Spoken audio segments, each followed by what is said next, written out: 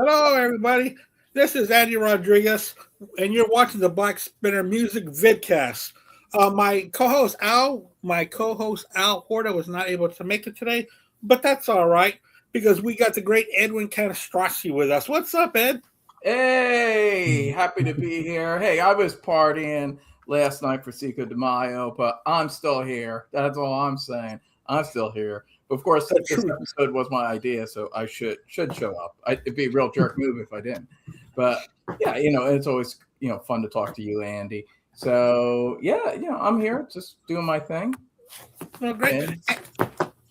And we've got a new person with us tonight, making his Black Spinner debut here with us, and it's Mr. Rich. You're from Chicago, is that correct? Yeah. All right. Hey there, Mr. Rich. How's it going? That's good. Thank you for asking me. It's cool to be here. And so I inspired by Edwin a few years ago. I started a YouTube channel called Rich Talks Records, and I make unbelievably long videos that never ceases to amaze me how long they are. I try every time, and they wind up being a few hours. Yeah, I was very impressed. Usually, I thought I made the longest videos on YouTube, and Rich was like the hold my beer meme. He stepped up, and he makes really, really long videos. Hey, if you're into that, that's like a very specific niche. I know myself, Rich, shouldn't surprise you. I remember once when I tried to do something a little different. I did every Saxon album in 5 minutes. Yeah. That was the only time ever I got pushback. I had a lot of long-term subscribers that were like, what's this bullshit?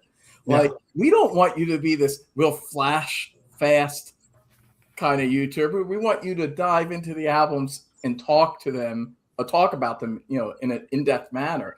Yeah. And there was complaints. I got complaints. So I was like, okay, I won't do a video like that. I guess people want me to be long-winded. Sometimes new people come on.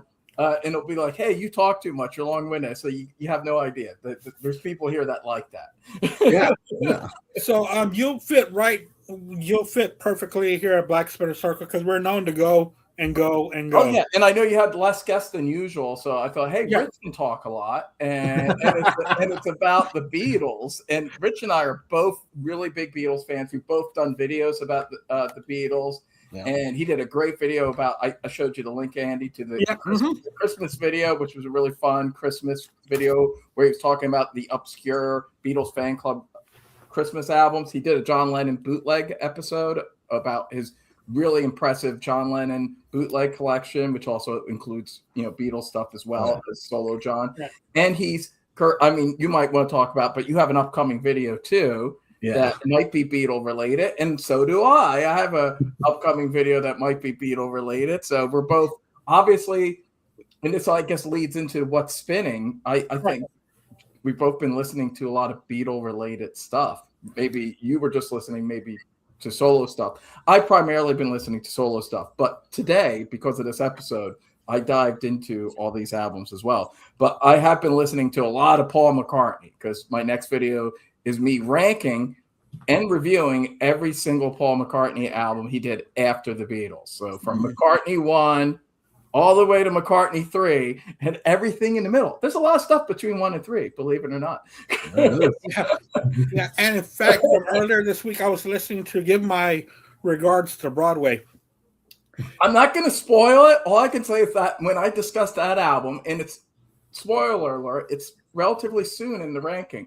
It's perhaps there's funny stuff there. That's all I have to say. I say some funny things about that album. And that's what's going to lead into what's spinning. Back in March, I decided to dedicate a whole month to a year. Yeah. So last year, I listened to nothing but 1985. And in May, I'm going to be listening to stuff just in 1984. That's why I was listening, give my regards to Broadway. And so far, I have pulled out some records that I've been listening to because of 84. Here we got Ride the Lightning, since that was in 84. This has been going up my ranking lately. That's my favorite Metallica album. And that's my favorite Dokken album right there. Back in yeah, 84. But also this Striper, the Yellow and Black Attack. I guess this is if you're into Striper, that might be a good album. It is a good album. I like it. I hear early Striper is good for people that like that stuff. It's not really for me. I like my heavy metal to be satanic. And of course, y'all already saw the Dawkins Tooth and Nail. Of course, that's amazing. Yeah. That's one of the best metal albums of the 80s, in my opinion. And then we got Bruce Springsteen, Born in the USA. Good record. Played out, a good record. Yeah. Oh, well, it's 84, so I had to play it. And then right now it's on the spinning, what's on the turntable is going to be Iron Maiden's Power Slave. Great album. Amazing. So when are you getting to Purple Rain? Obviously, you got to hit the greatest album in 1984, Purple Rain. Well, I already started it. Well, that was the first thing that I listened to was Purple Rain, and I've got the cassette here somewhere because that's what I have. But I don't know what I did with it. But I'm not a big Purple Rain fan. Oh my God! I thought you liked some Prince, Andy. You know, that is the most Prince that I like, and that's a 50-50 album for me. And that's the most that I like. Wow, yeah. Well, that's a hot take. I mean, I get it if you don't like Prince, but if you even remotely kind of like Prince, it seems like you should like Purple Rain. But what I know, and I got like around the world in 80 days, and a double album, which is like his greatest hits, and the hits 1 and 2. Yeah, I've tried. You know what I mean? It's not for everyone, I guess. That doesn't catch on with me. So, what are some of your favorite 84 albums, Rich, that just spring to the top of your head? Yeah, Rich. Yeah. Well, certainly Ride the Lightning, Purple Rain. I don't know if some people count it as 1983, but Van Halen's 1984, which... Yeah, that's right here. Yeah. It did technically come out in late 83. Yeah. It does feel like an 84 album. It does. And I love that album. I've loved it since I was 6 years old. What are some other Black Flag's Slip It In? Yep. Darling It's on the Dime by the Minutemen. I'm trying to what are some other ones? There's so many. There was a lot that year. I would see in my mind Power Slave was 85. I don't know why. It's a tour, that's why. Yeah. The Live After Death video is 85 from that tour. That's probably why you're thinking that way. But no, that's 84. Yeah, but you definitely, absolutely Power Slave. Love that record. Yeah, that used to be my favorite Bruce Dickinson Maiden album for many, many years. But in recent years, I'm kind of more into Number of the Beast. Beast is my favorite Dickinson. You know, I'm a Paul Di'Anno guy, so I like those first two. I like Killers best than the first one. But Power Slave's an easy locked in for fourth favorite Maiden album. I mean, you know, me, you've watched my Iron Maiden ranking video, so I have a very high opinion of the first 5 albums, and then, not so much all their subsequent stuff. But the first 5 albums are bangers. I love all 5 of them. So they start off really strong. Yeah. And did you know, Rich, you just mentioned Minutemen, and the albums I don't own, I've been streaming just so I can get the feel of that whole year. So. I was listening to that Minutemen album yesterday, and it really amazed me all the little bit of a mix of punk and jazz that were thrown in there. Yeah. It was really cool. Where they even did a cover of Dr. Wu by Steely Dan, and they did it pretty well. So I think it's a double album, right? Because it's got like 40-something tracks. Yeah, I think it's 47 or 48 songs. Yeah, and it's about an hour. It's about an hour and 15 minutes, and it's such a great trip to go through. It really is. It's a really good album. This morning I started Husker Du's Arcade. Then Arcade, yeah. Yeah. Oh, yeah, that's great too. Yeah. So I started that one, but then I had to go to work, and I hate to cut off albums and continue them later on. Yeah.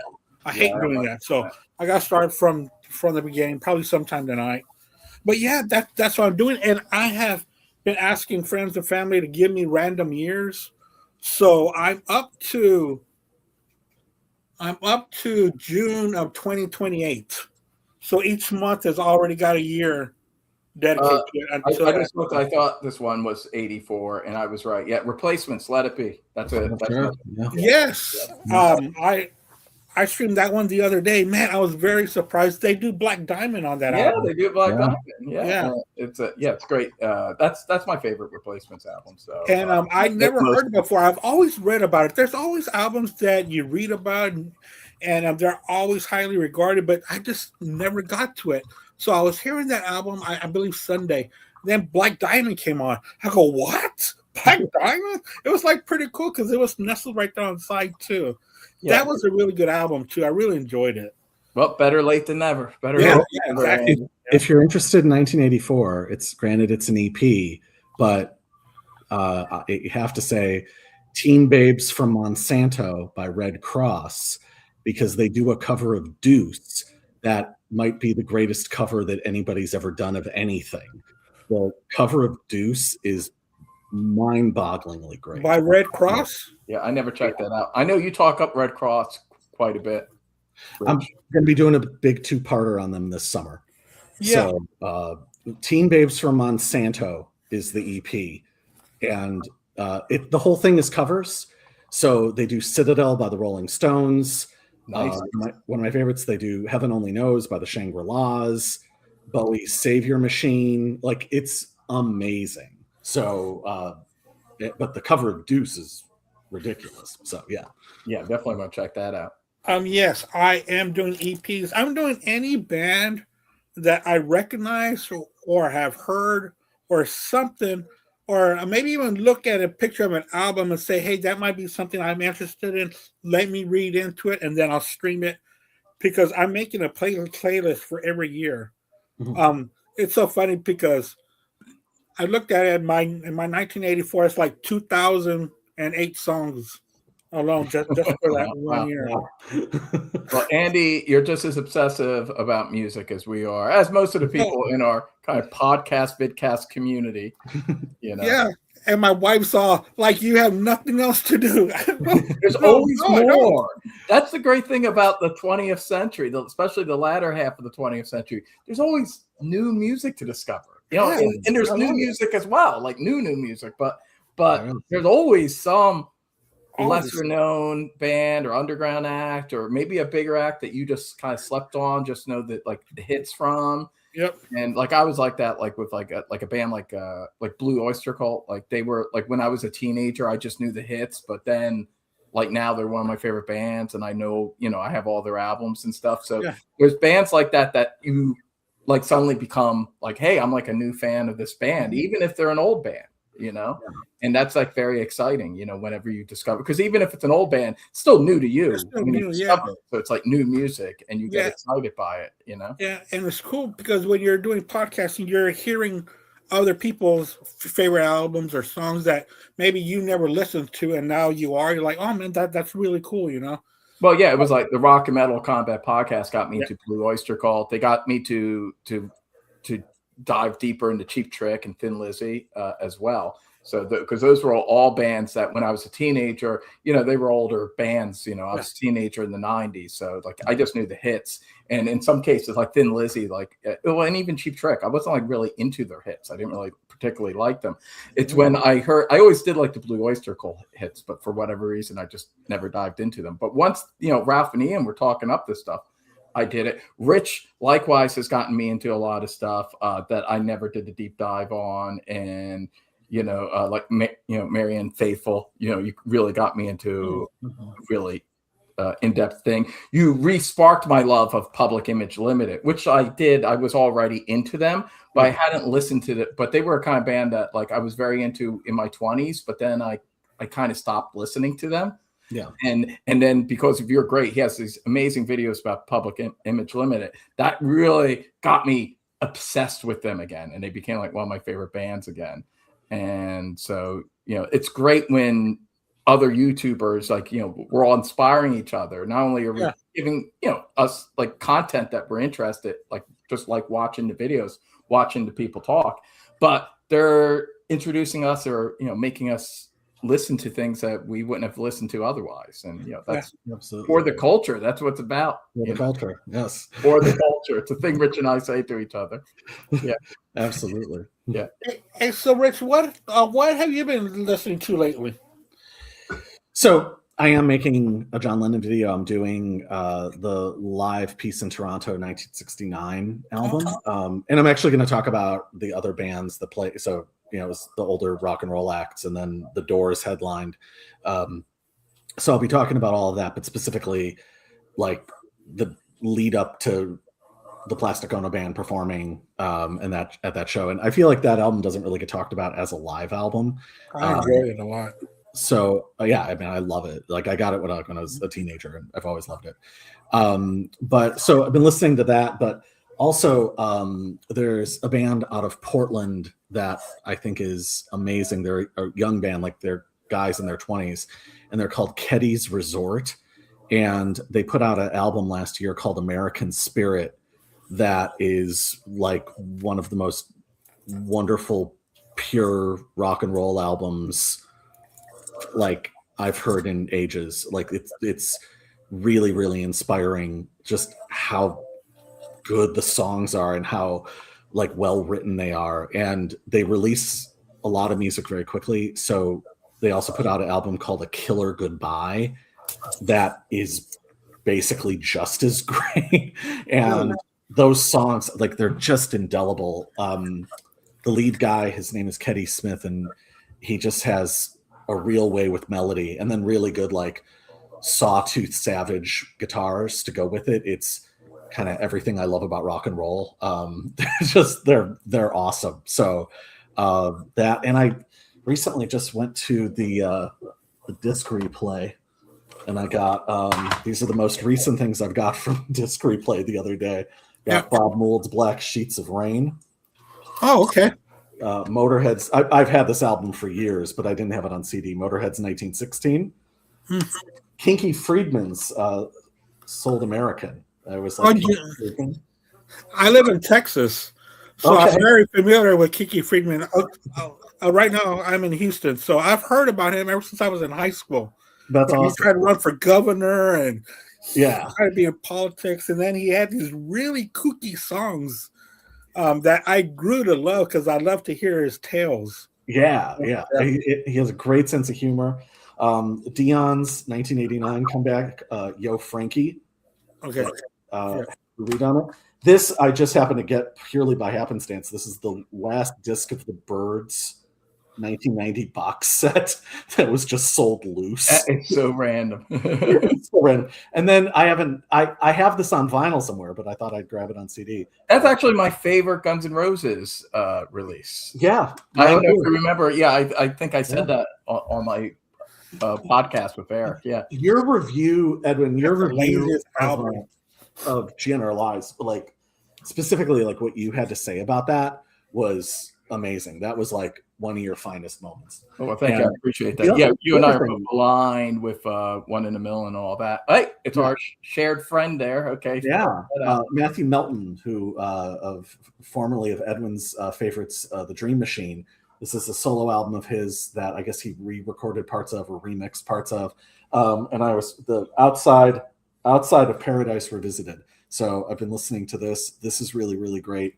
I bought a bunch of his records in one shot. So I think you would like that stuff, Andy, too. It's like real, like kind of 60s style, like garage rock with like a little tinge of psychedelia. Really catchy though, very melodic and snappy. And he reminds me. You ever hear the Nuggets compilation from the 70s? He kind of creates music like that. That's how I would describe it. It's like, kind of like Six's garage rock. Yeah. So I think you would dig his stuff. Okay, cool. Yeah, really good. That's a really good score. And what was his name again? Matthew Melton. All right, got it. Yeah, we're giving Andy a lot of stuff to write. Yeah, I got that, and Kitty's Resort, Killer Goodbyes, and Red Cross. So yeah. And I still have to make it through the year. Yeah, right. Was that everything you got in your score? Yeah. Yeah. Okay, I'll just show one thing I showed on Facebook today. So of course I just got this in the mail. I never got the vinyl until now. It's a lovely edition. Look at this thing. Wow, yeah. It's a very lovely edition. Has a book. It's a gatefold spread between 2 discs for optimum sound quality. I don't know, back in the 90s. I mean, vinyl wasn't even like really, it was being kind of phased out in the 90s. Oh, big time, yeah. There probably was a release of this, but it probably goes for like, I don't know, hundreds of dollars now, the original. It probably doesn't even sound as good as this one. This is all. Yeah, and it probably doesn't have all those goodies either. Yeah, and this, part of the whole McCartney archive collection, which done a really amazing job.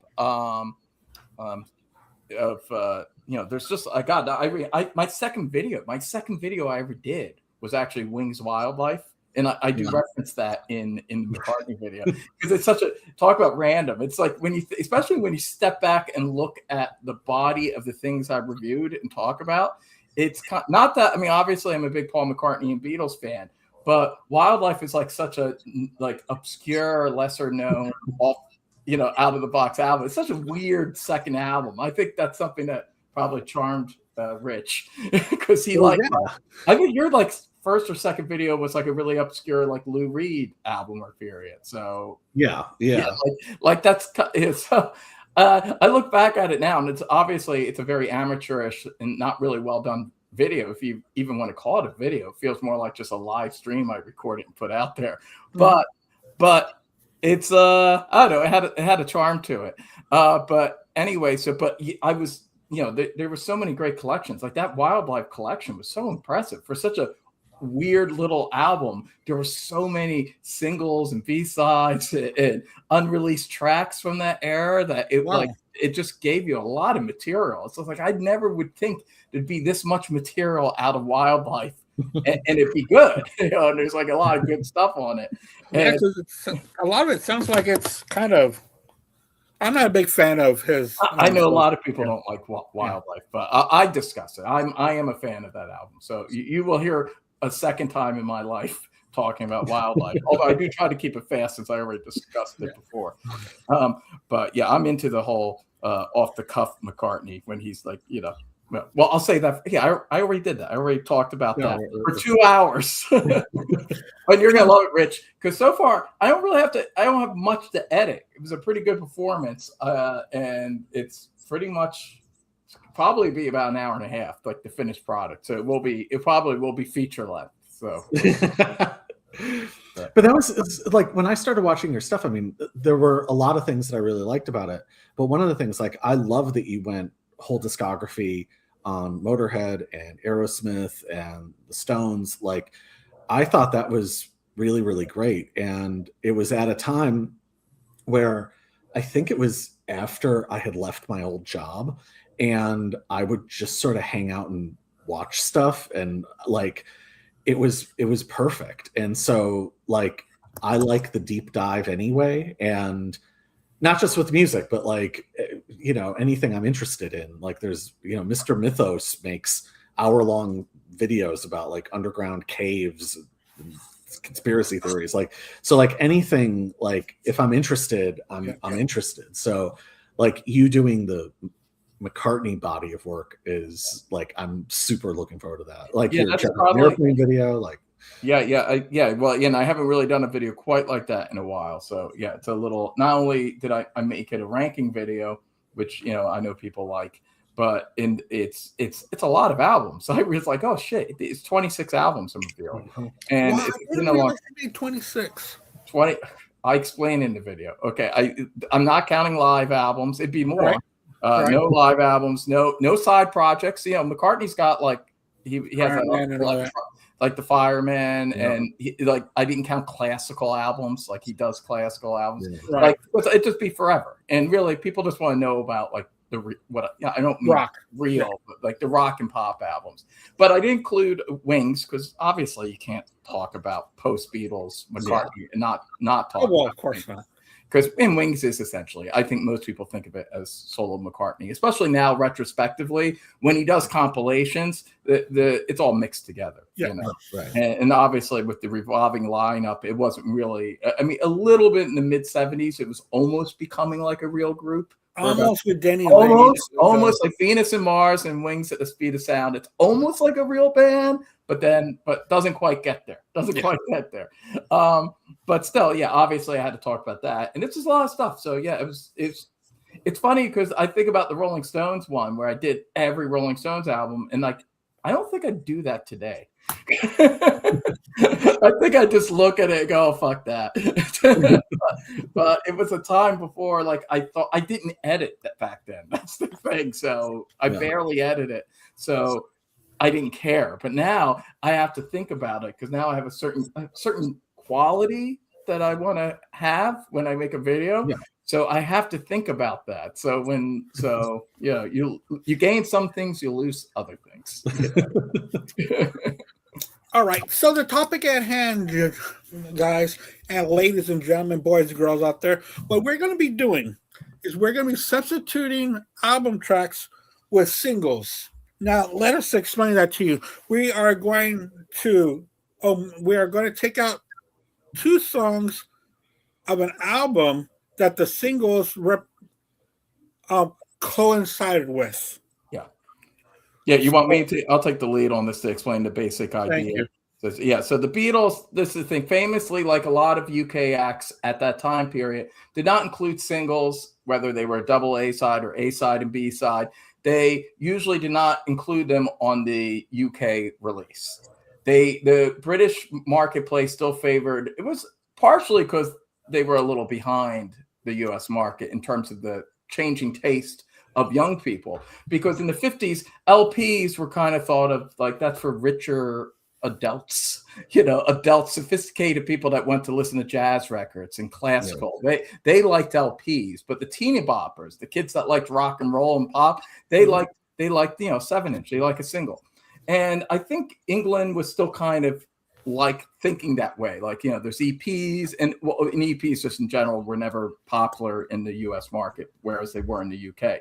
But they definitely were still, because a lot of those 50s acts, Elvis and what have you, like Elvis in the US, like they were singles that weren't on his albums, and they were separate. But by the time, it's really largely because of the Beatles, ironically, with their bastardized Capitol albums. But in America, people thought of them as albums. Mm-hmm. And Bob Dylan's releases, I think those are the 2 primary reasons that American teenagers and younger people start buying records. They start buying records. And Capitol was aware of this. They were aware of, wow, these kids really want to buy everything the Beatles do. They want to buy the LP, So, and obviously, so they started favoring that as the primary, product that they were selling. Whereas the UK was still spreading it out a little bit. It was still spreading it out. There's singles, there's this. So in the US, most of their like key early albums do include the singles. That's why we're not talking about that, because Meet the Beatles, of course, is largely with the Beatles, but they get rid of the covers. They add a song from Please Please Me, and they include the A-side, B-side single, I Want to Hold Your Hand, in This Boy. And even the album of Leftovers that came out shortly afterwards, the second Beatles album, included She Loves You, which was like another single. So like, when they could cram in a single, they would. Also Beatles 65, which is essentially the American Beatles for Sale, has I Feel Fine and She's a Woman. So they were kind of doing what I'm doing here. But things got really crazy and a little fucked up when around the Rubber Soul period, like because in the Rubber Soul period, and I understand they're thinking because they want to hop on the folk movement and the folk scene, they decide to put 2 folkier songs from Help onto it, and they took off a few key songs like Nowhere Man. Yeah. And no, not Nowhere Man. That's on it, I think. Well, no, that's they took it off. Yeah, that's right. They took it off. Amazing. They took that off and like Drive My Car, and they started like already planned. I feel like they already had this idea for Yesterday and Today as a concept because they had some leftover tracks. And then weirdly enough, they would take some tracks from Revolver that weren't when it was not finished yet.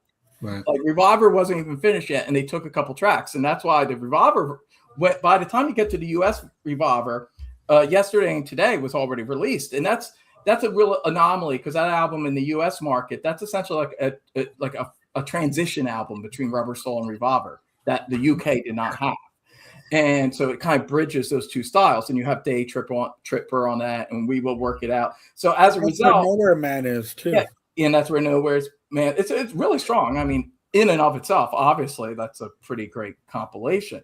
But the thing is, it's like interesting because I feel like if they had just like were 1 year prior, they would have been lined up a little more succinctly, and probably would have put Day Tripper and We Can Work It Out on Rubber Soul and Paperback Writer and Rain on Revolver. But because of Yesterday and Today, it kind of put them off course. Pretty much what happened with the Rolling Stones, starting with the second album in the UK.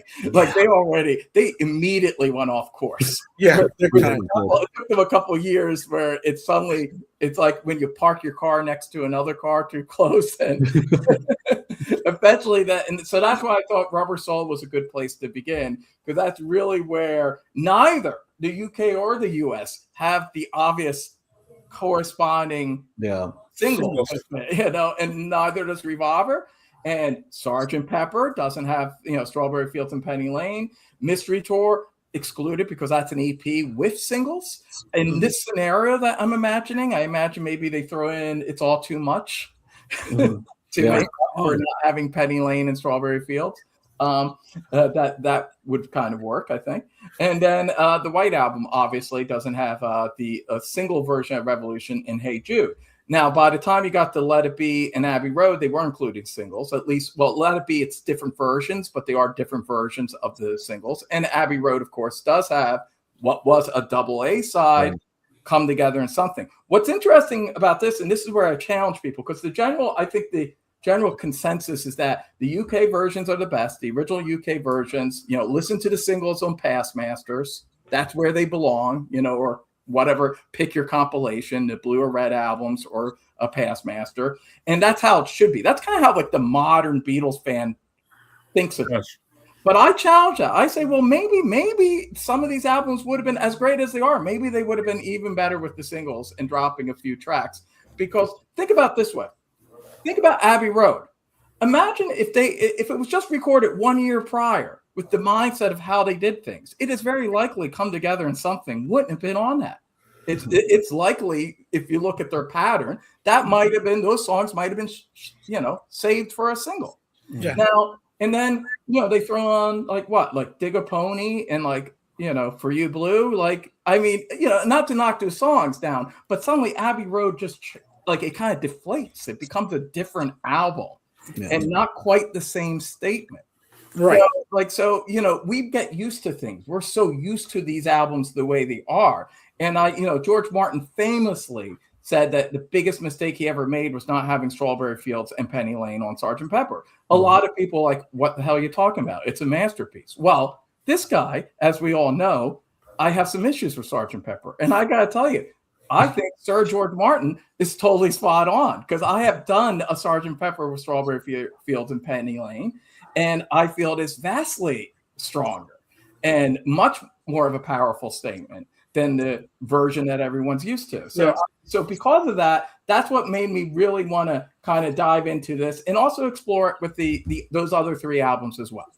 And so that's why we're here. And I'm curious what you guys came up with. But essentially, I was just like, let's imagine, Day Tripper and We Can Work It Out on Rubber Soul, Paperback Writer and Rain are on Revolver, Penny Lane and Strawberry Fields are on Sgt. Pepper, and Hey Jude and the rocking single version of Revolution and Lady Madonna. I threw in a third because that was part of the initial 68 sessions and was really the beginning of their back to roots, like rock and roll style, and it fits in. I decided that the B-side, the George Harrison song, was The Inner Light, is probably best left as a lost B-side. Not because I hate the song, but it's just like there's 4 George Harrison songs, and all 4 of the ones on the White Album I feel are much, much better. So I just can't imagine a scenario where they would have lost one of those Harrison songs in favor of The Inner Light, especially by the time they were putting together the White Album. That feels a little bit like a 67 hangover in terms of the Indian, So I think that's better just left behind. So those 3, Lady Madonna, Hey Jude, Revolution 1, and then obviously to make space, and this is what's fun about it. Well, we got to get rid of some songs to make room for these songs. And I went as far to create track listing because some things have to change a little bit, to make it all flow. You guys didn't have to do that, but but I did do that, so I will discuss that too when I get to it. And I actually made playlists. I listened to the albums this way, and I can tell you, I was a little surprised by the one I found least effective, but still great, and perhaps a little bit better. But the other three, I gotta say, the other three were all superior to the original classic masterpieces that we all know. They were even masterpiecier, in my opinion. So that's what I gotta say about it. So, Rich, any thoughts you have just in general about the mindset of singles and whether they should be on albums or not? And I know you're kind of a traditionalist in this sense. I have a feeling you like the idea of standalone singles and EPs. Yeah, so I have a lot to say about this. Okay, so I kind of don't even know where to start. So first of all, yes, you are right. The standalone single thing, especially in England, really carries on through the punk era, post-punk, and then into Britpop.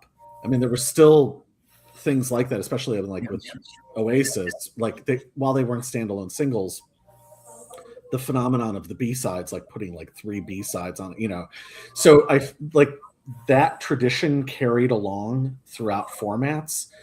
And I think that one of the things that's interesting about the Beatles is, and about standalone singles in general, like Joy Division were amazing at that, where I feel like the idea of being masters of the album art form and then masters of the single, like those are like 2 different disciplines.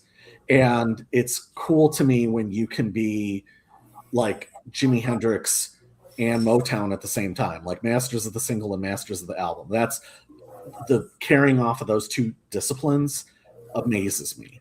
So the fact that the Beatles were able to do it, the fact that the Stones were able to do it, like makes them even greater artists, in my opinion. And it's sort of like the same thing, like when bands in the 60s like started doing their own album artwork or masterminding their own promo clips, like the way the Stones or the Beatles did. Like it's more room for expression and it's more room for the art, and they become these sort of like maximum art statements. And so I really personally love that. That being said, like when I didn't know any better, like I first got the American albums from my godmother, the Beatles albums, and I didn't know that there were British sequences. I didn't know that for like a year. And I went to England and got this amazing book about the Beatles called Tell Me Why by Tim Riley. It's one of my favorite music books ever. And he only talked about the British versions.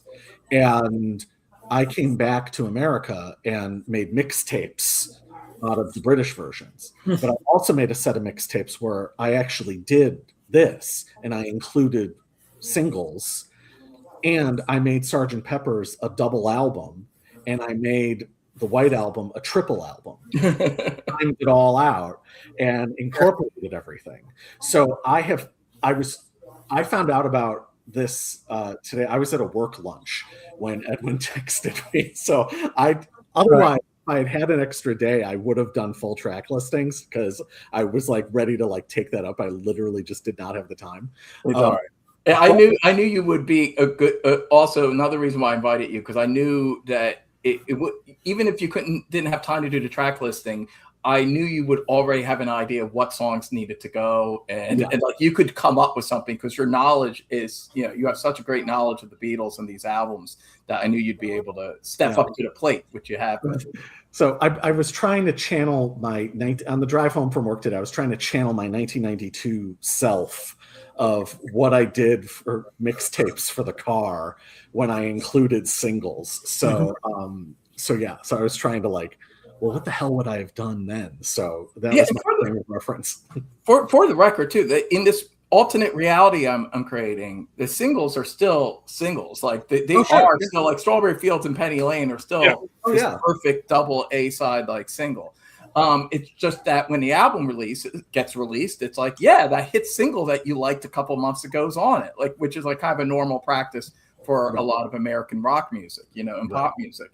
So, so you would still have that experience of the single beforehand. I mean, it's like you still have like Hello, Goodbye, and I Am the Walrus is still a statement as a single, but yet you enjoy hearing it in the context of Mystery Tour. It's so that's the and they had such a great run. And I bet you agree with me on this, Rich. My only problem too, I have a bone to pick with the Inner Light, because I think it's the only thing that breaks one of the greatest runs of double A side singles ever. Especially because they had, in my opinion, even though I know John didn't like the song because Yoko made a little snarky remark about it, but to me, it's Lady Madonna and Hey Bulldog, which were recorded in the same sessions. That is the pure dynamic of a McCartney-Lennon statement single, And Hey Bulldog is like such a strong song, I think, and yet they treat it like it was a throwaway to just throw off to Yellow Submarine. And to me, I think people would have thought of that song differently if it had come out neck and neck with Lady Madonna.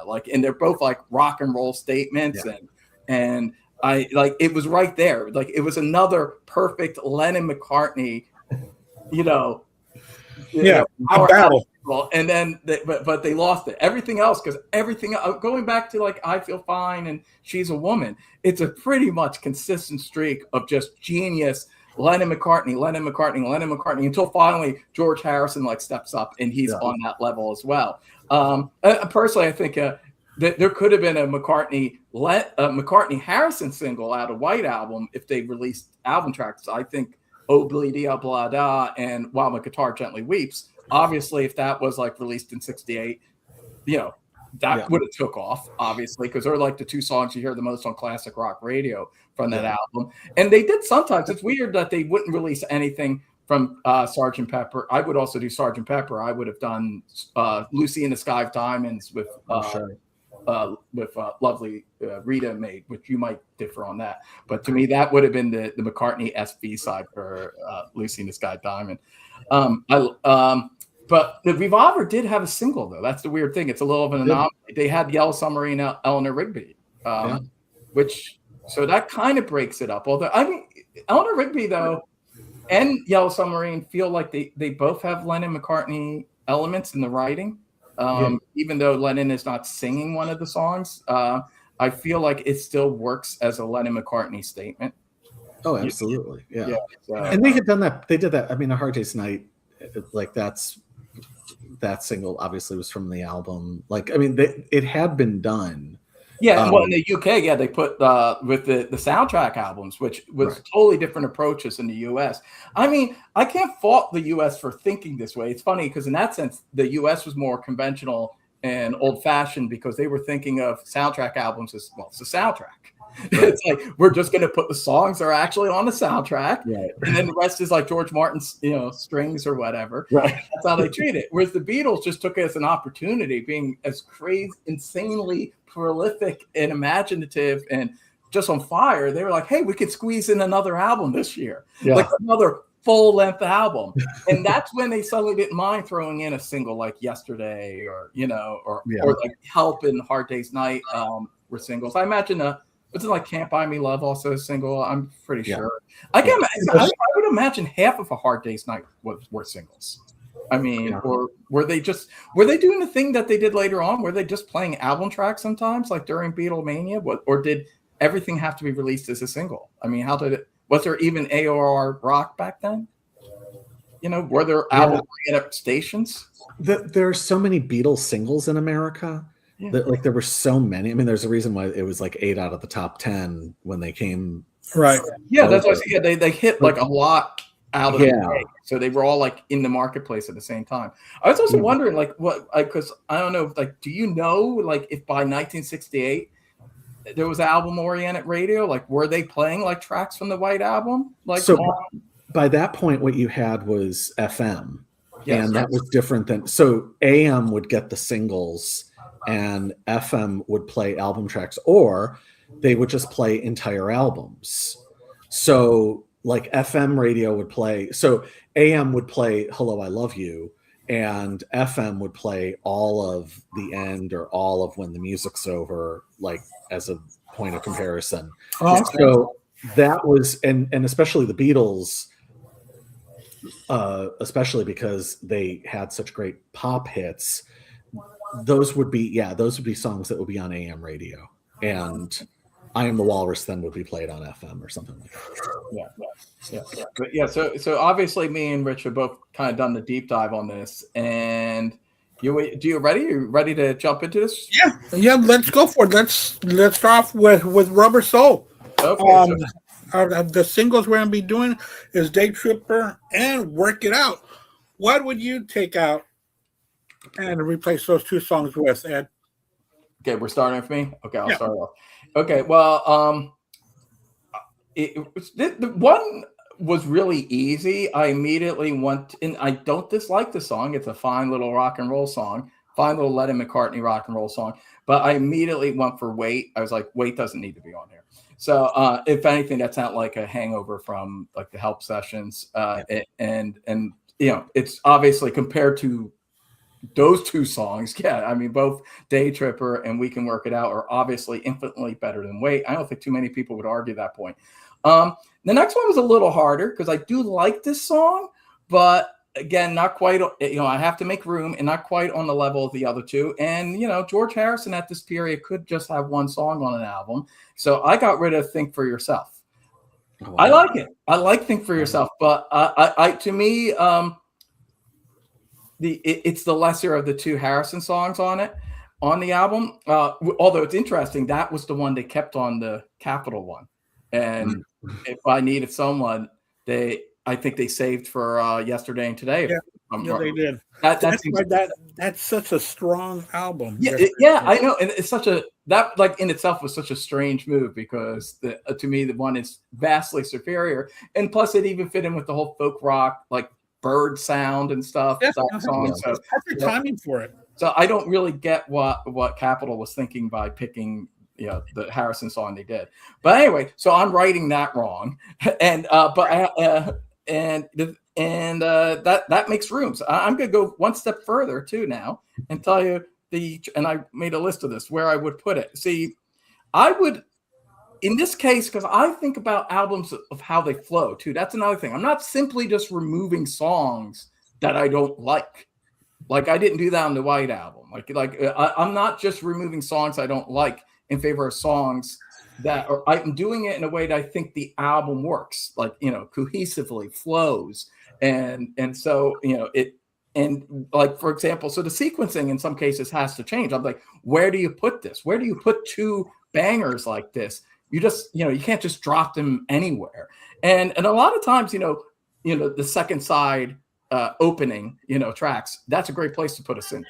So to me, and it happens, Rubber Soul, actually, even though I really love the song and definitely want to keep it on, and you got to have a Ringo song, I love What Goes On. But what Goes On is admittedly kind of a weak second side opening track. Yeah. So Day Tripper fits right in. That's a great second side opening. And it always loved how it goes into We Can Work It Out, still makes that statement. And then it goes into What Goes On. And it has a really nice flow. It really flows well. What Goes On sounds like a nice little rockabilly Ringo jam after this powerful Lennon McCartney statement on side 2, which mirrors Drive My Car in Norwegian Wood in a lot of ways, the flip side.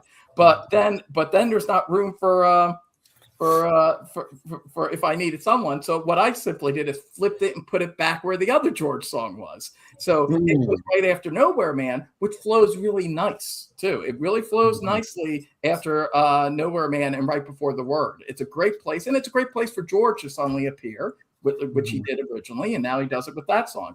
And what else also is really nice is then at the end, you have My Life going right into Run for Your Life, which I love, because not only did two Lennon's greatest songs, but you have this very heartfelt, earnest, sincere ballad going into this rowdy, misogynistic, dark murdering. I love that. So when you look at it this way, I go like, hey, as great as Rubber Soul is, I think this Rubber Soul is even better. Even better. How could it be even better? But I listened to it, I was like, yeah, fuck, this is even better. This is like Rubber Soul plus. But anyway, so that's what I did. Okay, so all right.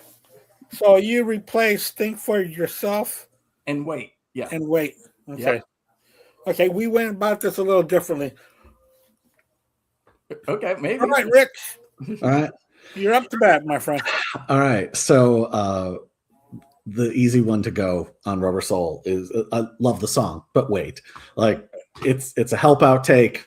Like, you know, they knocked it off to finish the record because they only had like 2 weeks to make it. So Wait is the easy one. In a perfect world, it should have been on Help. So that's simple. Where I'm going to differ greatly from Edwin is with my second choice. And I will preface it by saying this. In the same way that I, as a young man, was convinced that Killers by Iron Maiden was a concept album. And like in the same way that like Tommy is a concept album with a linear storyline, I heard Rubber Soul as basically a concept album, except it was more sort of conceptual. It didn't have a storyline, but it was conceptual. And it was these guys in swinging London, or the beginnings of swinging London, dealing with the modern woman who didn't want to be a housewife and wanted to have a career and pursue her own interests. And it's these impressions of women, that the whole album is these impressions of women that they're attracted to and they like the cheekiness and they like the playfulness, but they're also maybe slightly put off by the fact that they're not needed as much, and they're not like dependent, like they're not dependent upon them. And so in that context, I never really liked Run for Your Life that much because it seemed sort of then retrogressive. So in this alternate world, Day Tripper is the ultimate album closer because it's like sort of poking fun at this girl who gets around, but also they're into it and they're going to like try and get with her too. So it's actually sort of weirdly dismissive, but also accepting. And the vibe of that fits the record perfectly. Also, the songs on Rubber Soul that are like more sort of grooving and rocking, like that lick that just repeats throughout, perfect. Like, oh yeah, totally. How perfect does that fit in? Now, we can work it out. I couldn't figure out a decent place to put it in the sequence, I'll be honest. If I had a few days, I could. But those would be my two that I would take out. So yeah. It's legit. I mean, it's tough for me. I mean, listen, thematically, you might be correct, but but you could argue that Run for Your Life is a final negation it's a culmination of the frustration with the modern woman that forces John Lennon to regress back to some Elvis singing he-man that wants to, put his woman into place. So, it could work either way. Absolutely. All right. Andy. The way that I would do Rubber Soul, I didn't do that much reconfiguration. I just placed songs.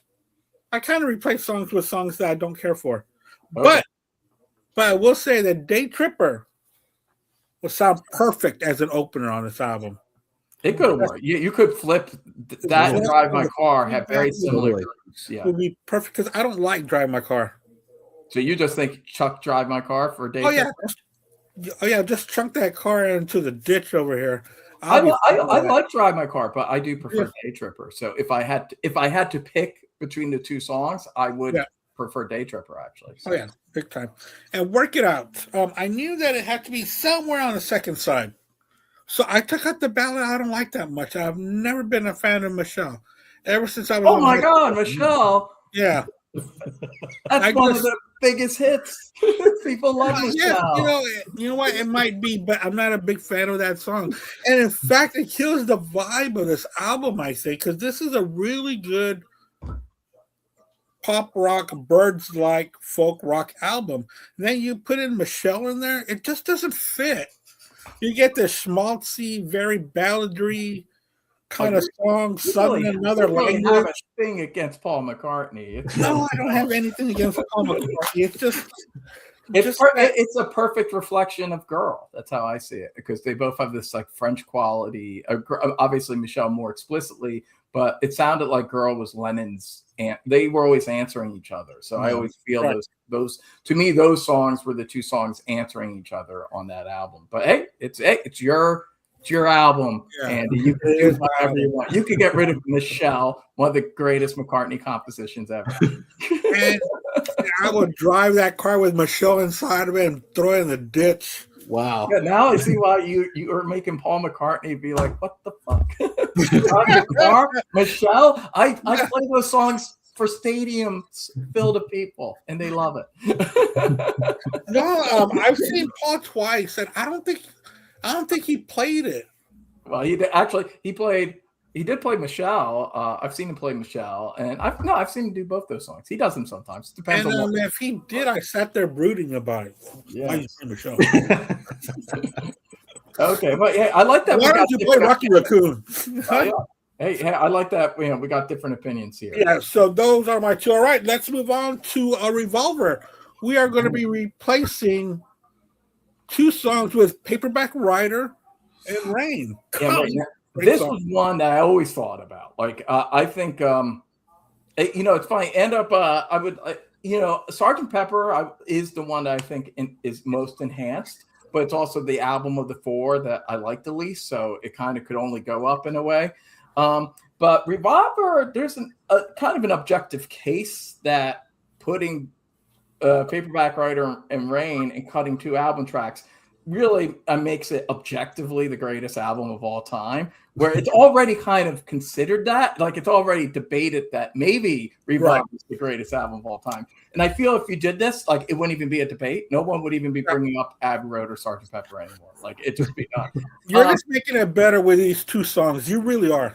And Revolver is like already so great. So that's the thing. But we might differ on what songs to take out. Okay. And this is a case where I removed a song that I actually like better than a song I kept on, but because it worked with the album. And especially, it actually made me like this song better in the sequencing I came up with than I used to like.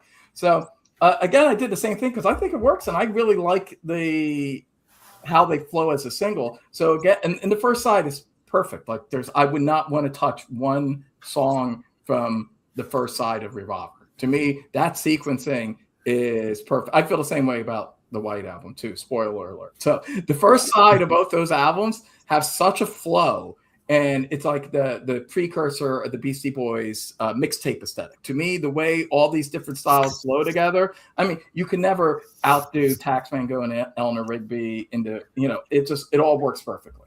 The second side is where it could maybe use a little work, and that's why I think you flip the record over after She Said, and then you hear Paperback Writer, great second side opening, it's a strong song, and it goes into Rain, boom, boom. And then this is where it's interesting. I kept Good Day Sunshine, even though it's my second to least favorite song on the album. Even though I'm a big McCartney guy, I never liked Good Day Sunshine. It was always a little too twee, and I found it a little cloying and a little annoying. The way I think some people that don't like McCartney, like I think this is what they think all the songs, like that's what all the songs sound like to them. Like all the songs sound like Good Day Sunshine, but to me, there's only a few. But I found that Good Day Sunshine sounded really great after Rain, and I loved it thematically. Rain, Good Day Sunshine. I was like, oh, well, that suddenly makes me like Good Day Sunshine. Like, that is so cool. And I listened to it, and I was like, yeah, that's really awesome. So obviously, listen, George Harrison, he already has two songs. You can't take off. Yeah, no, I mean, he already has three songs. Yeah. One too many for the established structure of a Beatles album. And obviously, you're not getting rid of Taxman. And I know some people don't like his Indian flavored songs, but I love You Too. I think that's the strongest of his Indian songs, and I love it. So I would never want to touch that. So that kind of leaves it has to be, I Want to Tell You. I Want to Tell You has to go. So great fading on that song. It's a cool song. I like it, but it has to go. It is my least favorite of the three George songs. And it doesn't really bring anything entirely new to the second half of Revolver. So to me, say, that's a B-side or something. Let it go. And even though I really like the song, I got rid of Dr. Robert. I like Dr. Robert. And in fact, I thought it was going to be Good Day Sunshine, and I want to tell you. But when I listened to it and the flow of it, I was like, we don't really need a rock and roll song like Dr. Robert at this point on the album. And so I got rid of that. And, one nice thing, too, is it's a really strong last sequence of songs. For No One, then going into Gotta Get You Back in My Life, and then Tomorrow, Never Knows. That's like a very powerful run of songs right there. And I like that the breakup song goes into the upbeat, like, hey, I gotta get you back into my life song. So that's what I did. And when I listen to Revolver like this, it's like even better. Like Revolver is even more the greatest album of all time, objectively. Even though subjectively I still like the White Album better. Anyway, so there, I got rid of I Want to Tell You and Dr. Robert. Mm-hmm. All right. All right. Rich. This was the one that I kind of struggled with the most.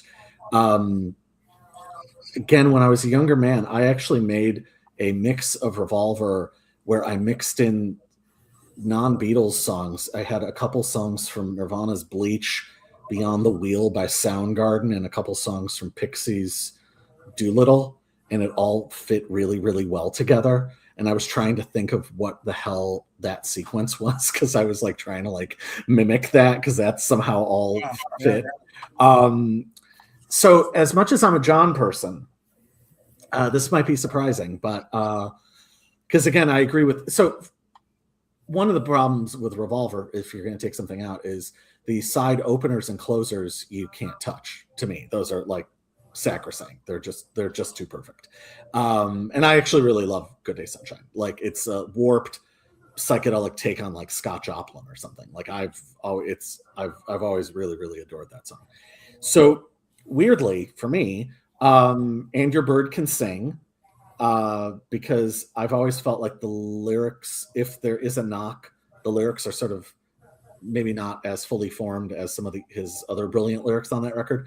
The other thing is you couldn't really take out any McCartney stuff on here because McCartney was operating at such an insane peak at this time. It was sort of unthinkable to me to take any Paul songs out. So unbelievably, I also am going with Dr. Robert. I love Dr. Robert. It's awesome. But I think Rain, and I wouldn't touch side one either, but I couldn't quite exactly work out what the sequence should be. But I think Rain works on side two, and I think I kind of like Edwin's idea about actually maybe making Paperback Writers the side opener.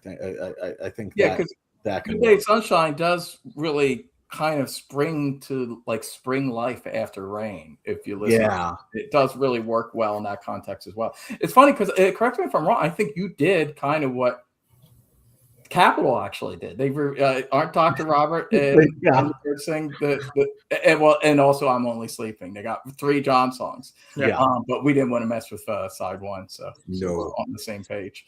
So more or less, I mean, I love And Your Bird Can Sing. I mean, I agree lyrically, but musically, that innovative dual guitar line is beautiful.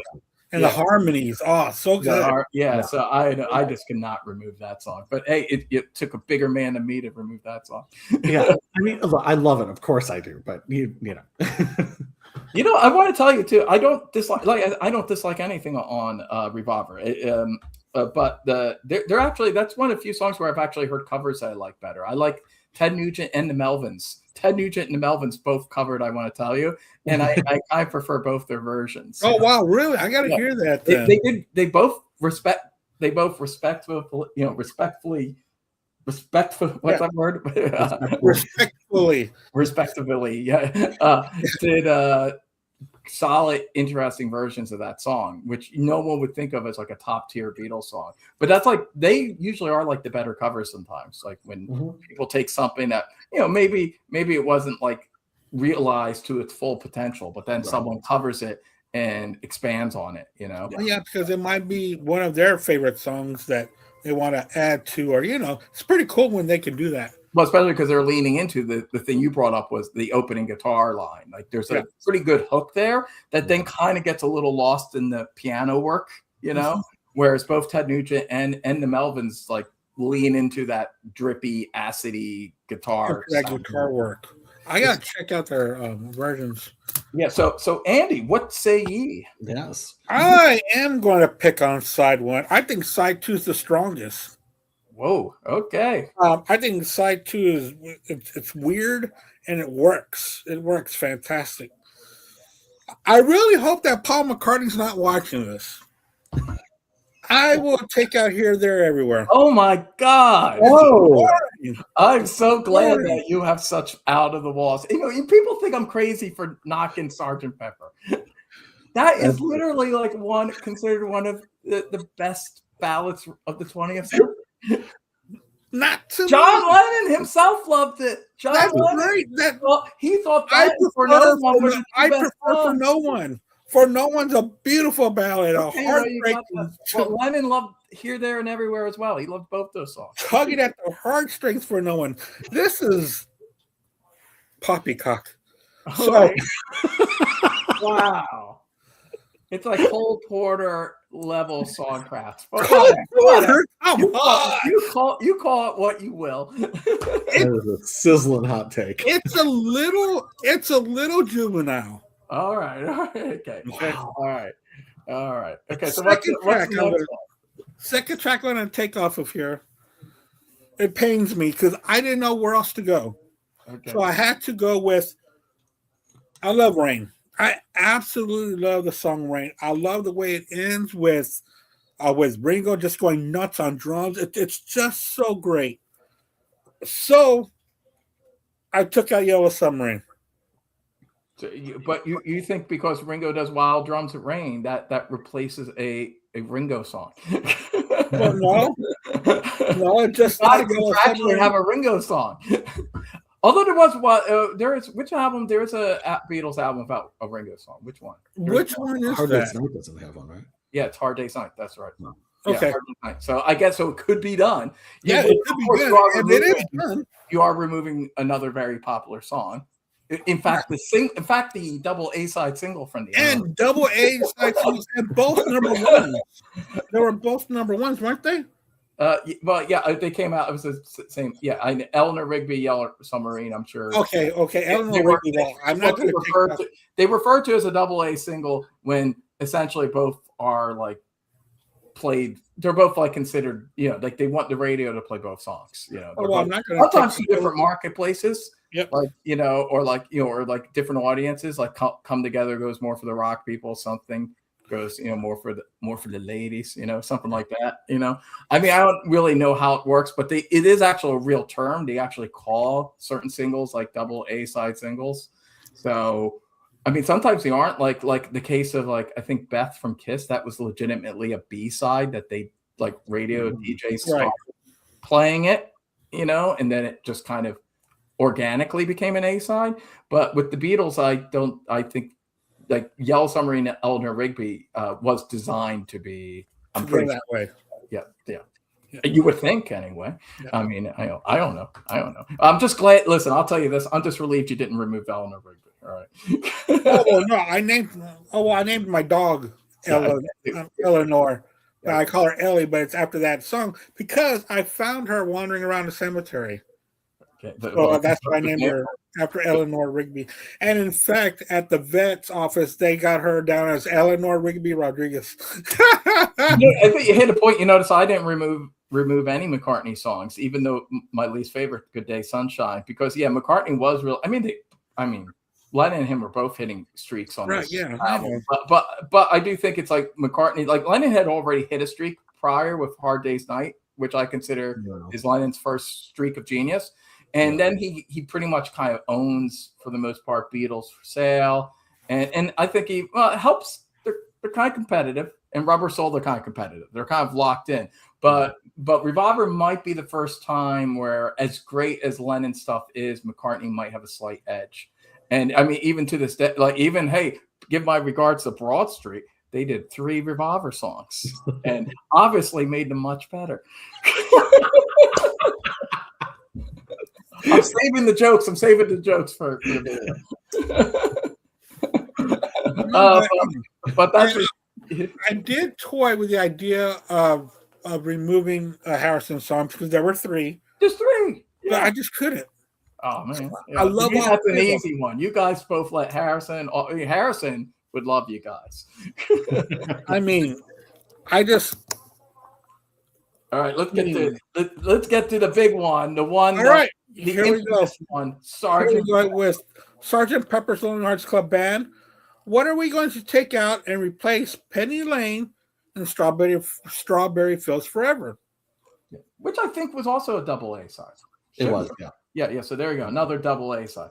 Anyway, this is something I've done years ago. I've been doing this because every time I always had issues with Sergeant Pepper. I know people find this confounding, but I always found it like objectively a masterpiece. I've talked a lot about it, so I'm not going to go on into my feelings about Sergeant Pepper. But I always, like George Martin, felt like there was something lacking, and I always felt like Strawberry Fields and Penny Lane added. I mean, it's funny because it was essentially gifted to Mystery Tour. Like Mystery Tour has this center to it, because the songwriting center to it with these 2 songs that really makes the whole thing work in a way that Sergeant Pepper doesn't for me, even though it was not conceived that way. It's weird because when I put Strawberry Fields on Sergeant Pepper, it sounds more like a Mystery Tour track, but that's just my head. That's just my psychology, because this was even farther away from recorded from Mystery Tour than the Sergeant Pepper tracks. Like it's even, so like that makes no sense. There's no logic to me hearing it thinking, oh, it should be on the same album as I'm the Wars.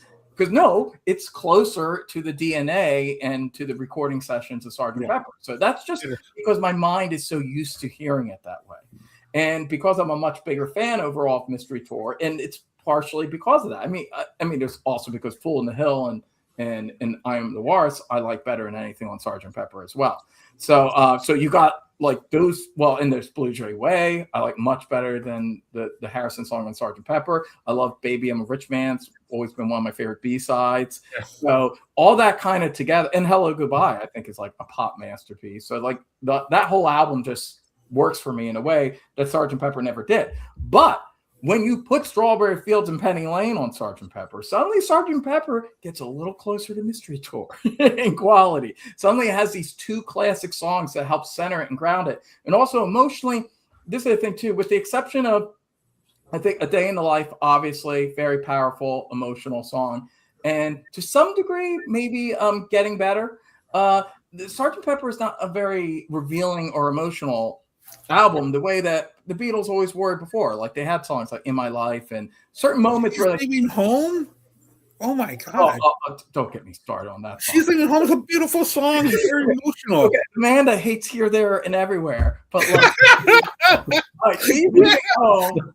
Yeah, that's one of my favorite Beatles songs. It could be in fucking Hair. Like it just sounds like a hippy dippy musical song about the girl that's leaving home and her parents, they don't understand her. It's Eleanor Rigby for Squares that want to learn about hippies. I do not like. That She's Leaving Home is my least favorite Beatles song. Are you serious? Yeah, it's my least favorite. There's not a Beatles song. We haven't talked about there that. Is not. Well, yeah, I talk about this on my Beatles Rankorama. You should watch it, Andy. Well, yes. Yes, I don't even like the Harry Nilsson version. That's how much I hate the song. Because normally Harry can make anything charming and whimsical, and I like it. But even there, like, nope, Harry, you're not doing it. I still hate the song. Although it's a little bit. The Harry version is a little bit better than the Beatles version. And I will say the mono version is better than the stereo version. I was going to say. It's a little more, it's not slowed down by mistake. They fucked up on the stereo version. It's actually, the tempo's lower. They slowed down the tape by mistake. So we got to hear the song longer and more dragged out. And when I heard the mono version, I was like, better, but it still sucks. I still don't like it. So that was the first one. That was easy. She's Leaving Home, out. Then actually the second choice wasn't that hard too. even though I like the verses, this chorus always annoyed me. And it's a John Lennon one. It's good morning, good morning. I love the verses. I love the little bridge break. I think the bridge should be the chorus. There's this great bridge part where the people are all running, and I feel like that should be the chorus. The good morning thing annoys me. To me, it's like this is like kind of like halfway a good Kinks song, but doesn't quite get there. And so to me, I mean, right there, that's like a good reason to get rid of a song. Is it's annoying. And yes, you have to have one Harrison song. So yeah, I know a lot of people might eyes up Within You, Without You, because I know especially rock fans find that song to be tedious and boring, and it's long. It's definitely over long. I do think that song should be shorter. And even though I don't like it as much as Love You Too, I don't dislike it. You know, I don't mind a little George's little Indian flavor. I do personally like Only a Northern Song better. If I was going to flip, but that would never happen because George Martin and the Beatles hated that song. So unfortunately, they thought Within You, Without You was much better. So whatever, that's them. Only Another Song is a fantastic track. I love it. I love Only Northern Song. So in my perfect Sgt. Pepper world, that would also be thrown in. But I'm respecting the Beatles' decision to have Within You, Without You there. But in the sequencing, this is the interesting thing. Rich will know about this. This is going to be about 10 minutes. So bear with me. Okay, Rich, remember in the original CD releases, like the early 90s of the albums, where there were the liner notes that gave you the alternate track listing for the original side A running order of Sgt. Pepper? So the thing is, I don't know if you know about this, Andy, very late in the editing of Sgt. Pepper, they had a different sequencing for the first side. It was very late that they decided to change it. I think probably a big reason was I just think they wanted to move up Lucy in the Sky of Diamonds, maybe. I don't really know entirely why they changed it. Maybe Rich does.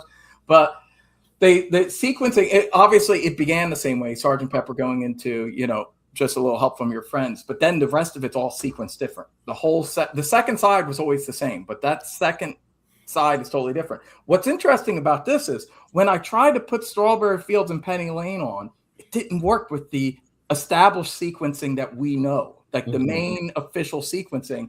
It just didn't work. I mean, it just like Being for the Benefit of Mr. Kite just did not sound, Strawberry Fields did not sound good going off of that. And there was no room to put two songs on the second. It just wasn't working.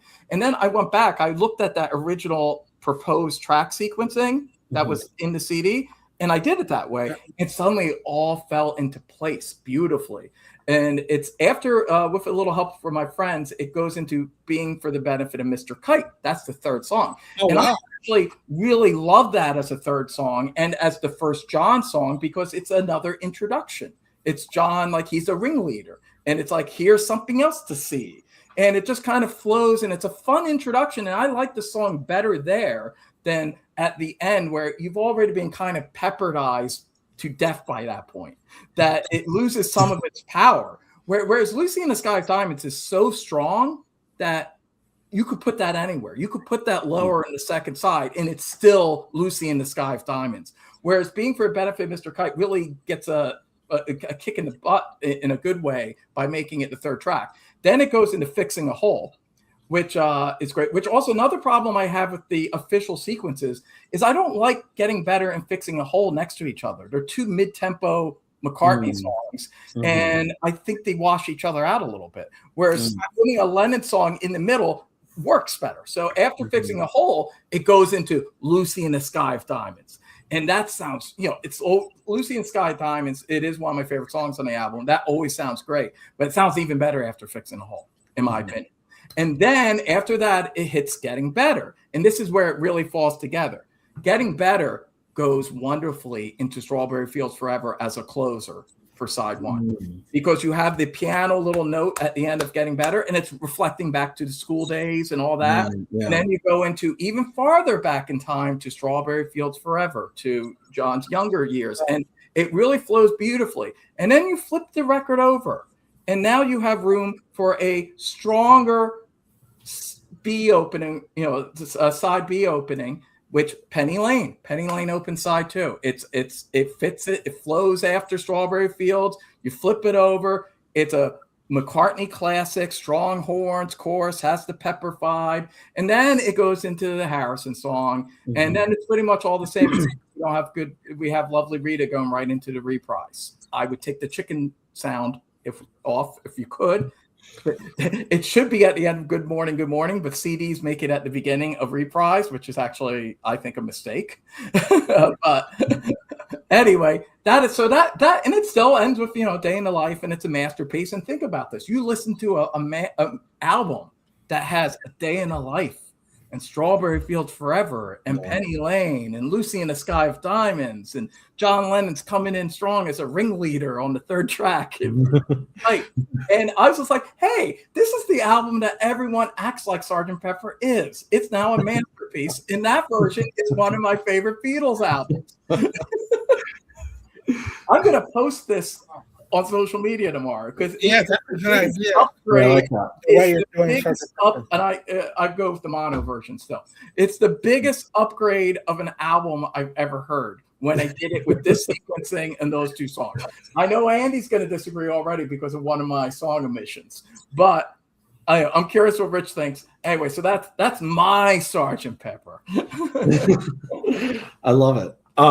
That's really good. So this is kind of like Revolver. This is another really, really tough one. There was a blog that it looks like it's defunct now, but they had an alternate Sgt. Pepper's that I actually brought up about 40 minutes before we logged on. And because I remembered it as being pretty clever, and I looked at it and it's incoherent. I don't know what I was thinking when this got posted. So, because this guy had the album opening with Strawberry Fields, and he took out Sgt. Pepper's in the reprise completely. Yeah, so obviously it doesn't work. Yeah, it was like a pretty wild. Pepper, then. Yeah. So for me, I think that I love Lovely Rita. However, one of my least favorite moments on any Beatles record is the outro jam of Lovely Rita. I know, that always surprised me when you said that, because that's normally a kind of thing Rich is into. It's like sexy and weird and dark. Gonzo? Yeah. No, I know. I'm so surprised because I heard you say that before, and I was like, oh, I just never I would have thought you would be into that. Yeah, no, I know. I get it. And that makes sense. That's like one of my favorite moments on Sgt. Pepper is that moment. Well, here in Richland. But in Richland, now that being said, I think if you're going to put Penny Lane on here, the only place where it can go is at the beginning of side 2. That makes all the sense in the world, and I could not possibly agree with you more. The other song that I would lose, it's a tough one. So first of all, I really like Within You Without You. I always have. And what I was thinking about was trying to build continuity in, because the thing about including Penny Lane and Strawberry Fields is it fits in more continuously with Lucy in the Sky with Diamonds, and and the sort of looking back thing and reflections on Liverpool, et cetera, et cetera. And given that it's like one of Paul's earliest songs, and they were playing it in 1962, which is like breaks your whole sense of reality that they would have played this in Hamburg. The other song that I would take out, even though it sort of screws up the continuity in a way, is When I'm 64, because I feel like When I'm 64 sonically fits in the least on this album. I like the song, and I think it's amazing that Paul wrote it when he was 16 or whatever. That is ridiculous. But to make room, I would probably take that out. The problem then, though, is where I like what you were talking about with Strawberry Fields, because you would have to move something down then onto side 2, because I would think that Strawberry Fields would have to be in that opening sequence of songs. I want to listen to your sequence though now, Edwin. I think. Yeah, I'm gonna send you a list, because I do think that original sequencing side 1 really makes everything click in a way. So yes. I think that helps. It does remove, she's leaving home, so you might differ from that. And I kept When I'm 64, so it'll be a little. Well, give you. I mean, and listen, When I'm 64 is not one of my personal favorites, but I do think you kind of want to have a quintessential. It is like the quintessential McCartney Granny song. And it's like it's like the cabaret element of the album is like you're seeing different things. Yeah, and that's like I feel like it's not. Whereas She's Leaving Home, yeah, it's strings, but we've heard strings before on the Beatles song. We heard Eleanor Rigby, like, in that to me was much better.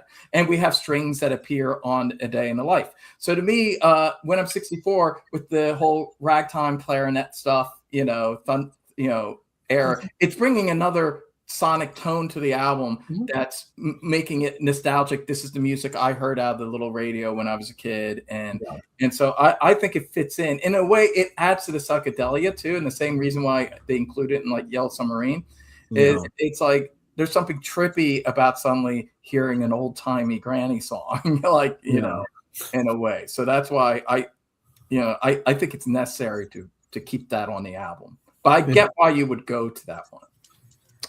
Yeah, and I mean, I like Pepper more than you. It's not obviously you like both of you obviously like She's Leaving Home more than I do. But again, big asterisk on that. The mono version, it completely changed I liked the song, but when I heard the mono version, I was like, oh, because I forget what it was now. But Yesterday was a string quartet, and then Eleanor was double the amount of strings, and then She's Leaving Home was double that. So it's actually this weird little unofficial trilogy of McCartney songs. So when I heard She's Leaving Home, the mono version, I was like, aha, that is like the real continuation. I truly dislike the stereo version now compared to the mono version. There's no question that the mono version's better. That's like one of the main reasons Giles Martin initially, then they just started to do it for cash-ins. But originally there was like a legitimate reason to do a new stereo mix for Sgt. Pepper. Yeah. I'm surprised they didn't do it back when they were doing the first remasters, because like George Martin had cited it as a problem. And he did remix Rubber Soul and Help in that first. A lot of people don't know that. Like the Help and Rubber Soul that people listen to is actually a remix from like the late 80s. The original mixes were included on the mono box set actually, but they're not really what people listen to. So when people listen to Rubber Soul or Help, they're actually hearing the 80s remix, and they are infinitely better. I don't know why at that time they didn't also do a proper Revolver stereo mix with George Martin and Sgt. Pepper. That kind of would have made sense if they did those 4 albums, because they were the ones that needed obviously superior stereo remixes, in my opinion. Although I do like the original stereo Revolver, but because they didn't center it, the stereo. I mean, I guess they weren't centering it in the White Album either. But the White Album, well, that's a whole other thing. We're going to be getting to that soon. But before we get to you got anything more to say before we throw it to Andy? No, we're good. Hey, Andy, Sgt. Pepper. Yeah, I just wanted to say we had a panel question from About Red Rum, and I've heard about this too. But do y'all know when the Super Deluxe edition of Rubber Soul is coming out? I know I've heard about it, but I don't know when it's going to be coming out. Have y'all heard anything else? I can't imagine it be coming out for the next couple months, because Ringo and Paul both have solo albums, and they won't want to compete with their own albums. So I wouldn't imagine it won't be for at least 6 months. So that would be a safe bet because of those 2 projects. Maybe next year. I mean, I'm surprised they haven't done one already, considering. Right. I mean, I do think at this point all these deluxe editions are kind of just a big cash in. But I love them. Yeah, but I do love. I got the White Album one because I'm such a White Album guy that I could not have. If you have anything that is remotely connected to the White Album or have more takes, I have to get it. So I don't care. I know you're taking advantage of me. But I didn't get. But I don't like automatically get all of them. I got a couple of them. I did get the idea of. I know a lot of people said they like it, but the idea of remixing Abbey Road seemed insane to me, because it's like from a sonic standpoint, it's one of the most perfectly produced albums. Sounding, So I can't imagine how it could be perfected on. But I don't want to digress. To me, the one that made the most sense was Sgt. Pepper, because one thing Giles Martin was trying to do, and I have some issues with his mix, but it is still better than the original stereo. The original mono is still the best, obviously. But he did at least get the the tempo right on She's Leaving Home. So, which you finally got a stereo version of that song, because it does, the melody is much stronger, it comes out, and it does sound like a classic McCartney melody once it's not slowed down. Yeah. And even though I still don't like the song, I can definitely hear that the mono version is better. So obviously you're not getting rid of She's Leaving Home, Andy. We know that. No, I am not getting rid of She's Leaving Home. So what are you getting rid of? You're going to hate me for this, but I am going to get rid of Benefit for Mr. Kite. I don't hate you for it. I mean, I know that you'll never hate me. That was just my I don't even figuratively hate you for that. It's not one of my personal favorites, I told you, but it did really make me like it better when it was the third track. Now, that does make sense, though. That is a little different. Yeah, it does really change the song, I could tell you. But I always found like it needed to be there. It's part of the whimsy. There's a lot of cool sound effects on it, and it's. I can't imagine Sgt. Pepper without it. But hey, apparently you could. You could. You would, and I would put Penny Lane right behind She's Leaving Home, because She's Leaving Home was just this quiet powerhouse, and then going into Penny Lane, I just think that could work. It'd be a nice little, with Paul singing and the piano. It's pretty cool. So what do you get rid of for Strawberry Fields? Yeah, I'm going to get rid of Within and Without You. It's an all right track, but to me, it's one of the weakest on this album.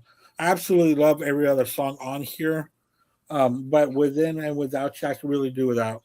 Okay, and then you just made George Harrison leave the band in '67. So George Harrison leaves the Beatles, and he never writes something, or Here Comes the Sun and While My Guitar Gently Weeps. I would be all right with something, though. He's not going to write it without 2 more years of working with Lennon and McCartney, in my opinion. he needs that in his evolution of as a songwriter. You don't get to something without working with Lennon and McCartney for 2 more years. He might do something kind of like a half-assed, not quite as good something. But check this out. The original version of Something is like 7.5 minutes long, and just has a repeat of the last 4 notes of the lick. And that was apparently one of the things where Paul came in, just like the answer phrases on Hey Jude, where Paul was like, what the hell is this? Like, why is there like 3.5 minutes or whatever?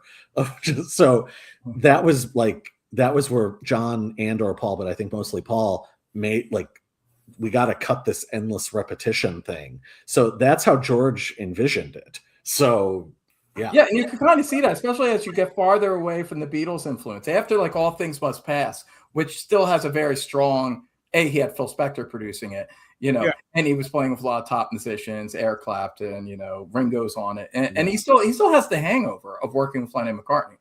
And even though I have over the years grown to like some of the Harrison 70s albums, you could definitely hear, even as soon as you get to Living in the Material World, that he will have maybe a song that kind of goes on too long or rambles, and you can already see that he's losing his songwriting sharpness. And obviously that did come from Lennon McCartney. I would argue that Lennon himself was losing it a little bit. I mean, that was the thing McCartney was really good at. McCartney was, Happiness was a Warm Gun. I didn't know this when I was young. I discovered many years later that a lot of that was Paul helping John put those 3 parts together. John didn't necessarily think of those as one song, actually. Mm-hmm. It's kind of similar to what he did. It's a precursor to what he did with the medley, they were fragments. And when you hear the demos, you hear that Lennon had them as different little songs. Yes. And it was McCartney that had the idea. And obviously he did it himself with a band on the run, which more or less follows the exact, same thing, where it's 3 separate songs, even with the dark middle. There's a very similar quality to those 3 songs, those 2 songs. So that's something McCartney was really good at, it enhanced those, even the other, band member songs. Yeah. Well, even when you hear, it goes both ways, but even when you hear the original home demo of Don't Let Me Down, Paul fleshed that out into a song, and there's the bridge that gets added, and apparently I don't think there's an early recording of Come Together, but again, John just had little pieces, and Paul was the one who put it to the Chuck Berry change And the thing that John always gets dinged for is that it's plagiarized, which drives me crazy. It was actually Paul's idea because Paul added the bass line and the accompanying chord changes. So that was Paul's move and tied the whole thing together as a song. On the other hand, I know Andy doesn't like it, but Drive My Car was Baby, You Can Wear My Golden Rings.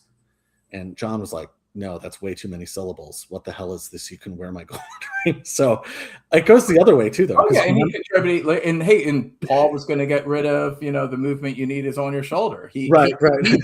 John said, no, that's a great line. Keep it. What are you going to do it? Because Paul just thought it didn't make sense, and John's like, it doesn't have to make sense. Right. But it does. That's the thing. He said it does. Like it suggests something. And what it suggests is powerful, and don't try to go for something more literal there.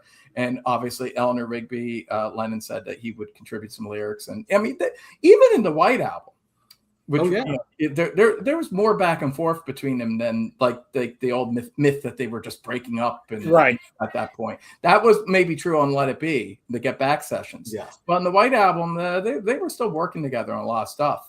Happiness, Warm Gun. Birthdays, a pure Lennon McCartney collaboration. They were doing a lot, and even just like the instrumentation, like with each other, like picture While My Guitar Gently Weeps, but without. I'm not even talking about the Eric Clapton stuff, but without the Paul stuff, without the Paul bass line and piano lick. That piano, no piano and no bass without Paul, which is one of the things that really makes that song pop. And absolutely. Yeah, and for years I thought Paul McCartney invented heavy metal bass playing, but it was actually John Lennon. John Lennon's the one playing bass on Helter Skelter.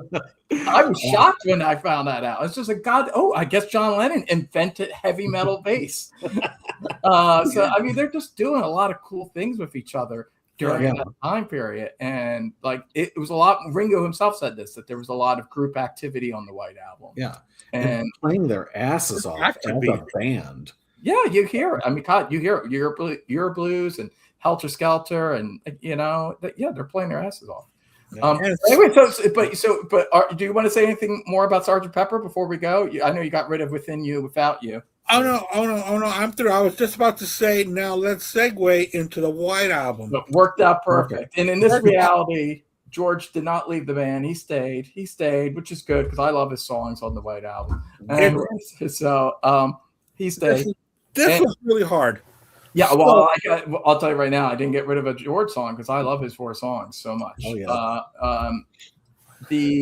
I know some people don't love Long, Long, Long, but I do. It's actually it's my favorite 4. That's always been one of my standouts ever since I was in high school. I thought Long, Long, Long was gorgeous. That could be my second favorite. I don't know. It's that or Beware of Darkness or Long, Long, Long kind of battle it out as my favorite George Harrison song. It might be Long, Long, Long. I might give that the edge. It might be my favorite George Harrison song. But I love the other 3 songs as well. Yeah. Piggy is fantastic. Yeah, even though he just has 4 songs, I think they're very strong. Yeah. And I'm not getting rid of well, I mean, this is the one that I think would be most obvious. This is another reason why I want to make it 3 songs, because I think it's a little too easy just to make it Revolution 1 and Hey Jude, because there are like 2 really obvious placements where they would go that I think most people would do.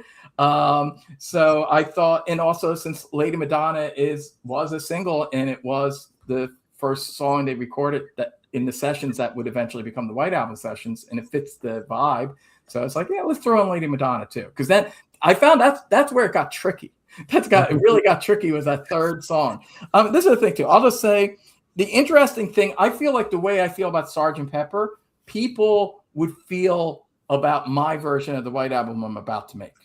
People would think this version is easily the best version because, yes, a lot of people have issues with Revolution 9, obviously. Not all people, but a lot of rock fans and people that don't like experimental music. To them, the album essentially wraps up with Cry Baby Cry, and they probably, stop it there, I'm not one of these people. I love Revolution 9. I think it comes in, and I've talked about this before. I've had mixed feelings. There have been times in the past where I was just like, maybe this should be on something else, and not like on a Beatles album. But but I've grown to really think it needs to be on it. So to me, it does kind of what A Day in the Life does, but just in a different way. It's like pure sonic experimentation.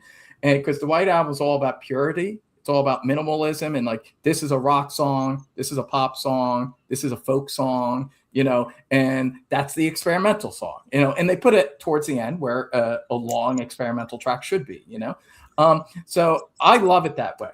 So to me, I would not want, and I love Hey Jude, but I would not replace Revolution 9 Hey Jude. But if I'm doing this, and this is the challenge of where to put Hey Jude, it's obviously begging to be put there. And it works. I mean, obviously, it's long. That's the thing. They're both long songs. Hey Jude really doesn't fit anywhere else on the White Album. The only way it fits is replacing Revolution 9 and being in between Cry Baby Cry and Goodnight. It gives the album a finale. It becomes a big emotional finale. You have the big, you know, sing along at the end. It does work the way A Day in the Life works as well in its own way. And it's, you know, and for an album that I could tell you, this is the thing, and I could see Lennon would really hate me if I did this. He would really hate Hey Jude being put on the White Album because the White Album is easily Lennon's. Like, he easily wins that album. You know what I mean? Like, it's his clear statement after, and even more so than Hard Day's Night. Like, no one listens to the White Album, and even if they love Paul songs, no one doesn't think. I don't know anyone that doesn't think John doesn't win the White Album. But I think a lot of people, especially if it's towards the end, if you have Hey Jude at the end of the White Album, that gives Paul like a very big statement at the end of the White Album where it almost washes out everything else in a way, especially for people with, I'm just saying it makes a bigger pop statement at the end of the White Album. It's like the ultimate 68 pop song, you know? It's suddenly at the end of this album. In a way, it's too great. It destroys the White Album in a way. For me, it destroys the White Album I love, but it still would be my favorite Beatles album. And it still would be, and objectively, it would be an album that would work better for most people. I think more people would cite the White Album as their favorite album if it did have Hey Jude instead of Revolution 9. I mean, I think that's fairly obvious.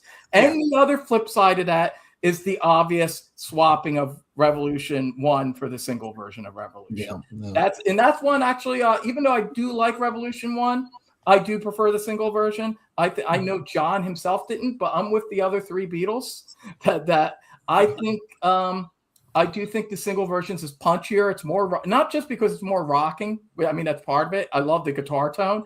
It has that crunchy White Album guitar tone that I love. So I just want to hear more of that. But I just think the melody's stronger. I think it's like John's like really belting it out. Like in the Revolution 1, I think one thing is John didn't entirely, and why he wanted that to be a single. He wanted that to be an A-side single. And I think he kind of failed to sell it. It was unusual for John because normally, you know, he could sell it in the song. I think that version, I can hear why it's a little underwhelming and why I think he failed to sell it as a proper double A-side of Hey Jude. I think the other, and this is why it's great being in a band, and this is the kind of thing that neither of them had once they were solo, is you have the other guy saying, no, go back, do it again, do better. And John knocks it out, and he does it with Piss and Vinegar, and like he's really singing that melody. Like now it's a classic John Lennon Beatles melody. And that opening the last side of the White Album, side 4, would be it would be even better than what's there. It would just be a great way to open that album. So and I think again, like the Hey Jude, that would work for more people as well. It would actually make the fourth side, which I would say is probably the least favorite side for most people, would suddenly become like one of the most popular sides because you have Revolution and Hey Jude on it. And Hey Jude. So that's easy. But where it gets hard is Lady Madonna. Where did I squeeze? Because the sequencing of the White Album is so great. It's one of the things I love so much about it is the sequencing. And those two, that was easy because the flow doesn't really get messed up. You still have the flow. You know, you do lose some of the darkness and weirdness about Revolution 9, but it's still a tour de force Beatles album, and it still has a flow to it that works. Lady Madonna almost fucks it up. But I made it work. I think. This is the thing. I know most people would want to get rid of Wild Honey Pie I've heard some people not like that song, but to me, that's you need that on the first side. It's an interlude. It's an interlude. It's a little shot of weirdness after Obli Oblada. I think it makes the continuing story of Bungalow Bill, which is not one of my favorite songs, which I melted Ralph Fierre's mind when I said that. I know that's my least favorite song on the White Album. But I still like it. I still like it, and I wouldn't get rid of it. I think you need Bungalow Bill, and I think you need Wild Honey Pie before it. It's the way it segues into it. Yeah. It creates like a primal hangover vibe to Bungalow Bill. In a way, it's interesting because it's McCartney is adding this primal gonzo edge that makes John's sing-songy child song that's got, sound edgier. Like, it's interesting. The same way that Lennon sometimes made McCartney sound edgier, it could work both ways. And then that's a moment in sequencing where it's just perfect. I wouldn't want to move one thread from that. So first side, the side one of the White Album is like a perfect side. It's like Revolver, in my opinion. I would not remove anything. So I looked at the next side and I was trying to figure out where I'm going to put in Lady Madonna. And that was going to decide what the third track was. The third track was going to be whatever could be removed and the flow's still there. And eventually I zeroed in on the other Honey Pie, the lesser Granny song, in my opinion, just a lesser When I'm 64. So, and I looked at that and because I needed to put Lady Madonna where Martha My Dear is. So follow me on this. Lady Madonna opens side 2. It works for a lot of reasons. A, you have Happiness is a Warm Gun, has a rock and roll, but dark rock and roll feeling. You flip the record over, you still get McCartney piano, opening, but it's upbeat, it's rock and roll. And I found that it goes even better into I'm So Tired. I'm So Tired sounds great. It sounds great no matter where you put it. That's my favorite song on the album.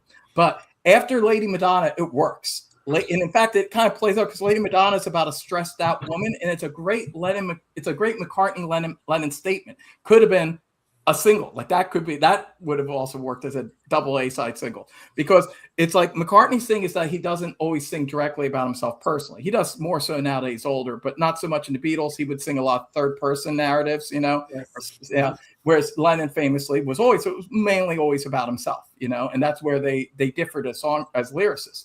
So Lady Madonna and I'm So Tired really work well together as showing the two sides. Like Paul is projecting to some fictional stressed out housewife that is so tired and exhausted and doing everything. And then Lennon takes it back with a slower, meatier song that's about him being tired, him being exhausted. It's me. It's autobiographical.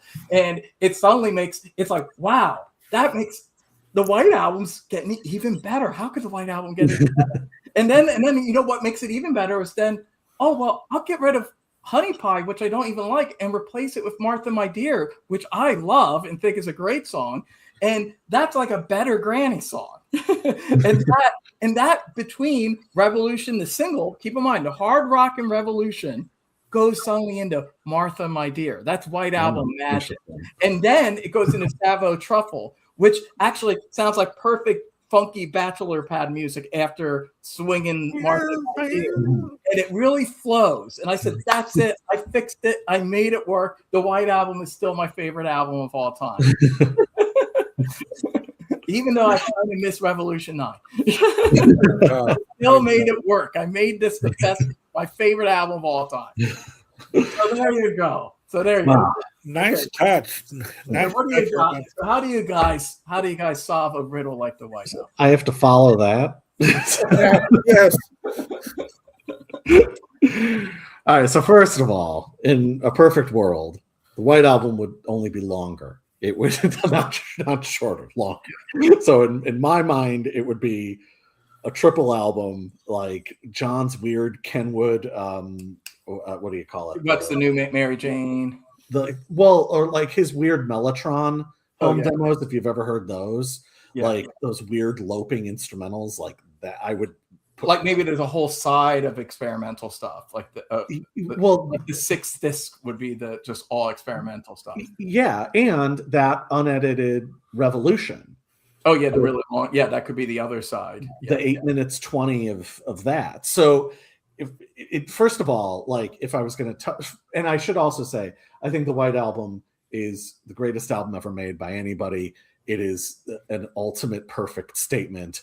And to me, the running order, the sacrosanct brilliance of the running order is a big part of that. So like those two things, like I sort of have to say from the beginning, but,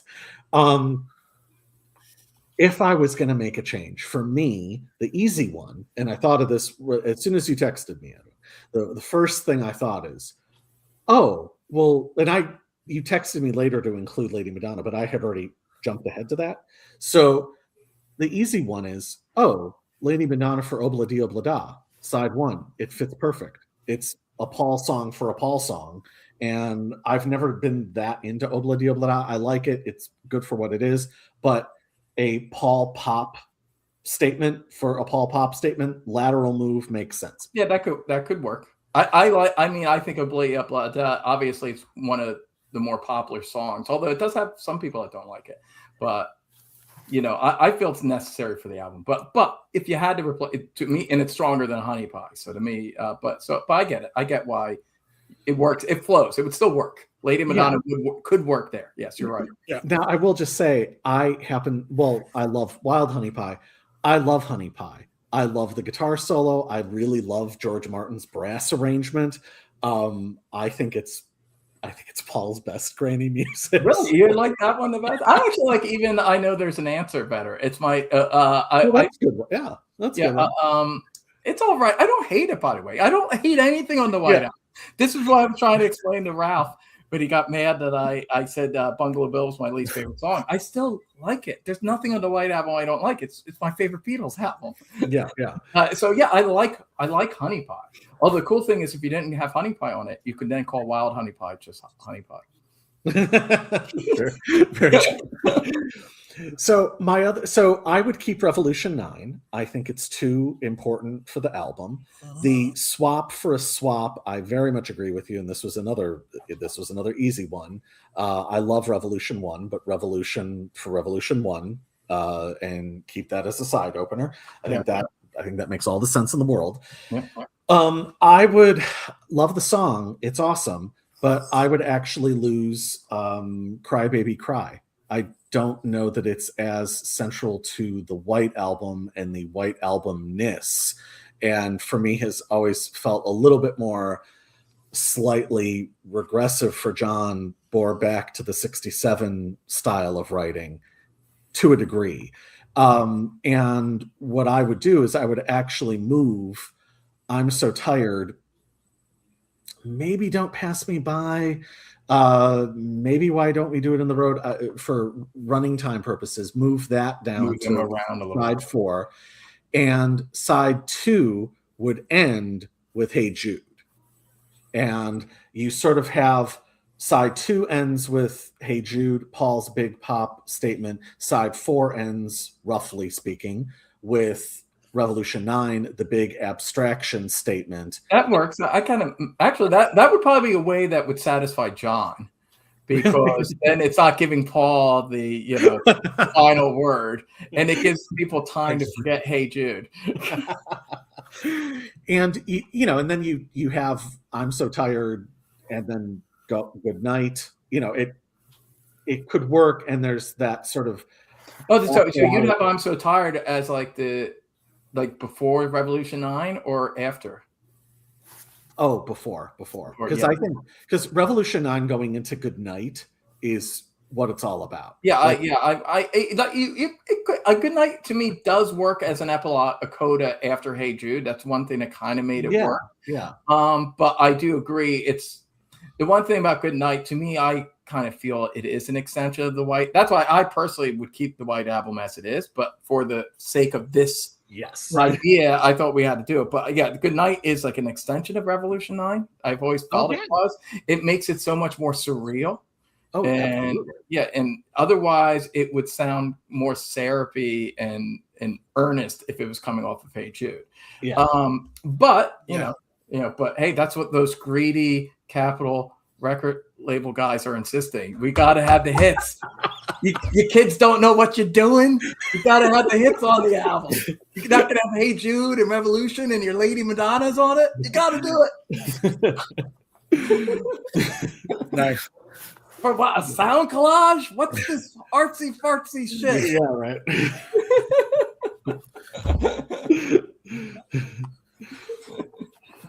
So no, you made it work. I think that works actually. And I think your version works too. That does work. That would still be my favorite Beatles album. So yeah, right. That's what makes the White Album so great. Is any scenario makes it the White Album. It's true. It's true. It's still great. You got anything more to say? That was pretty good. Wow. You did a good job. You followed me in the way Revolution 9 could follow Hey Jude. I think you did it. You did it. They're both strong statements and individual, masterworks. Hey, Andy, what says you? Yeah, mine is going to be very similar to Rich. I love Obla Di Bada. But if I had to put something there, I would put Lady Madonna there. They both sound very similar to me. They both have that same feel. So I would do that. And of course, Revolution for Revolution 1. I would swap those. Yeah. When I was looking at this, I was thinking of making Revolution 9 the closer of everything.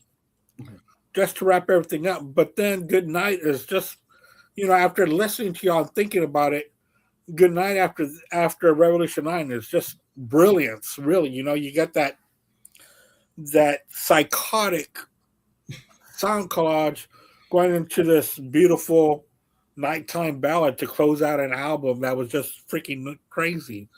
So you got to leave that there. So where do you put Hey Jude? One of their biggest hits. Well, what do you take out? When Edwin threw in that wrench of a third song, that threw me off. This is easy. I know. I want to make it harder. Now I was like, what am I going to do? So I didn't want to do this. This is just a perfect album. But, after we did the vinyl battle within the battle, when we put John songs against Paul songs, yeah. And Edwin, you gave me your point of view on why don't we do it on the road.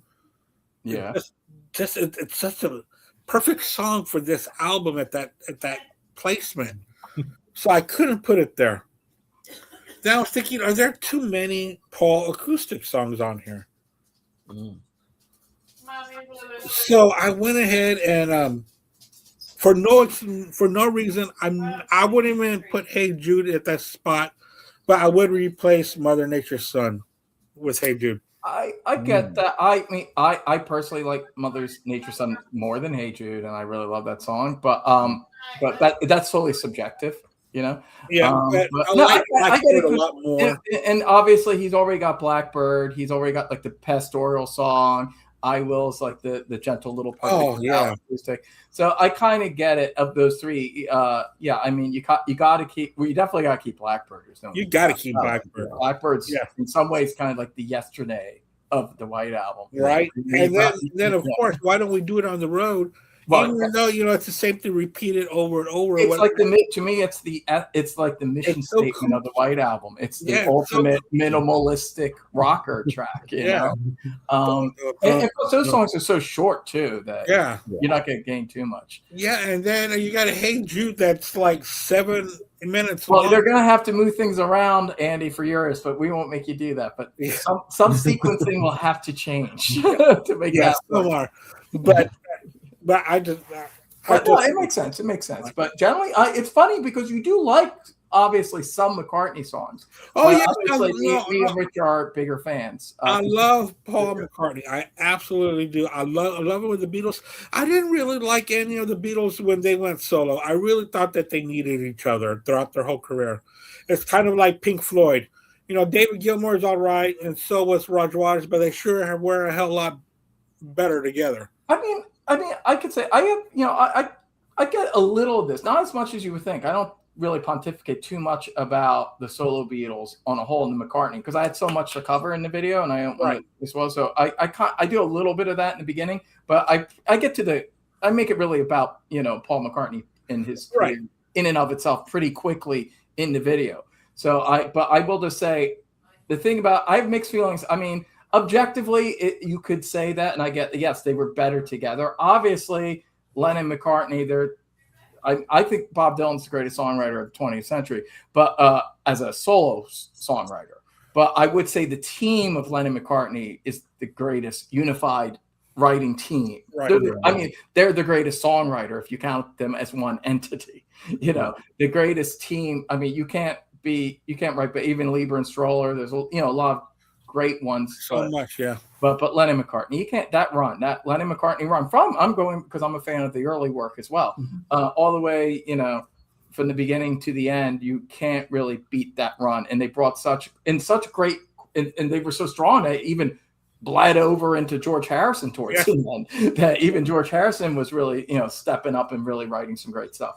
And hell, like, you know, got Ringo with like it like, you know, I love Don't Pass Me By the way. It's funny. I love that. Son of a bitches to him. Because that was a song he wrote early on. Did you ever hear the snippet of the radio?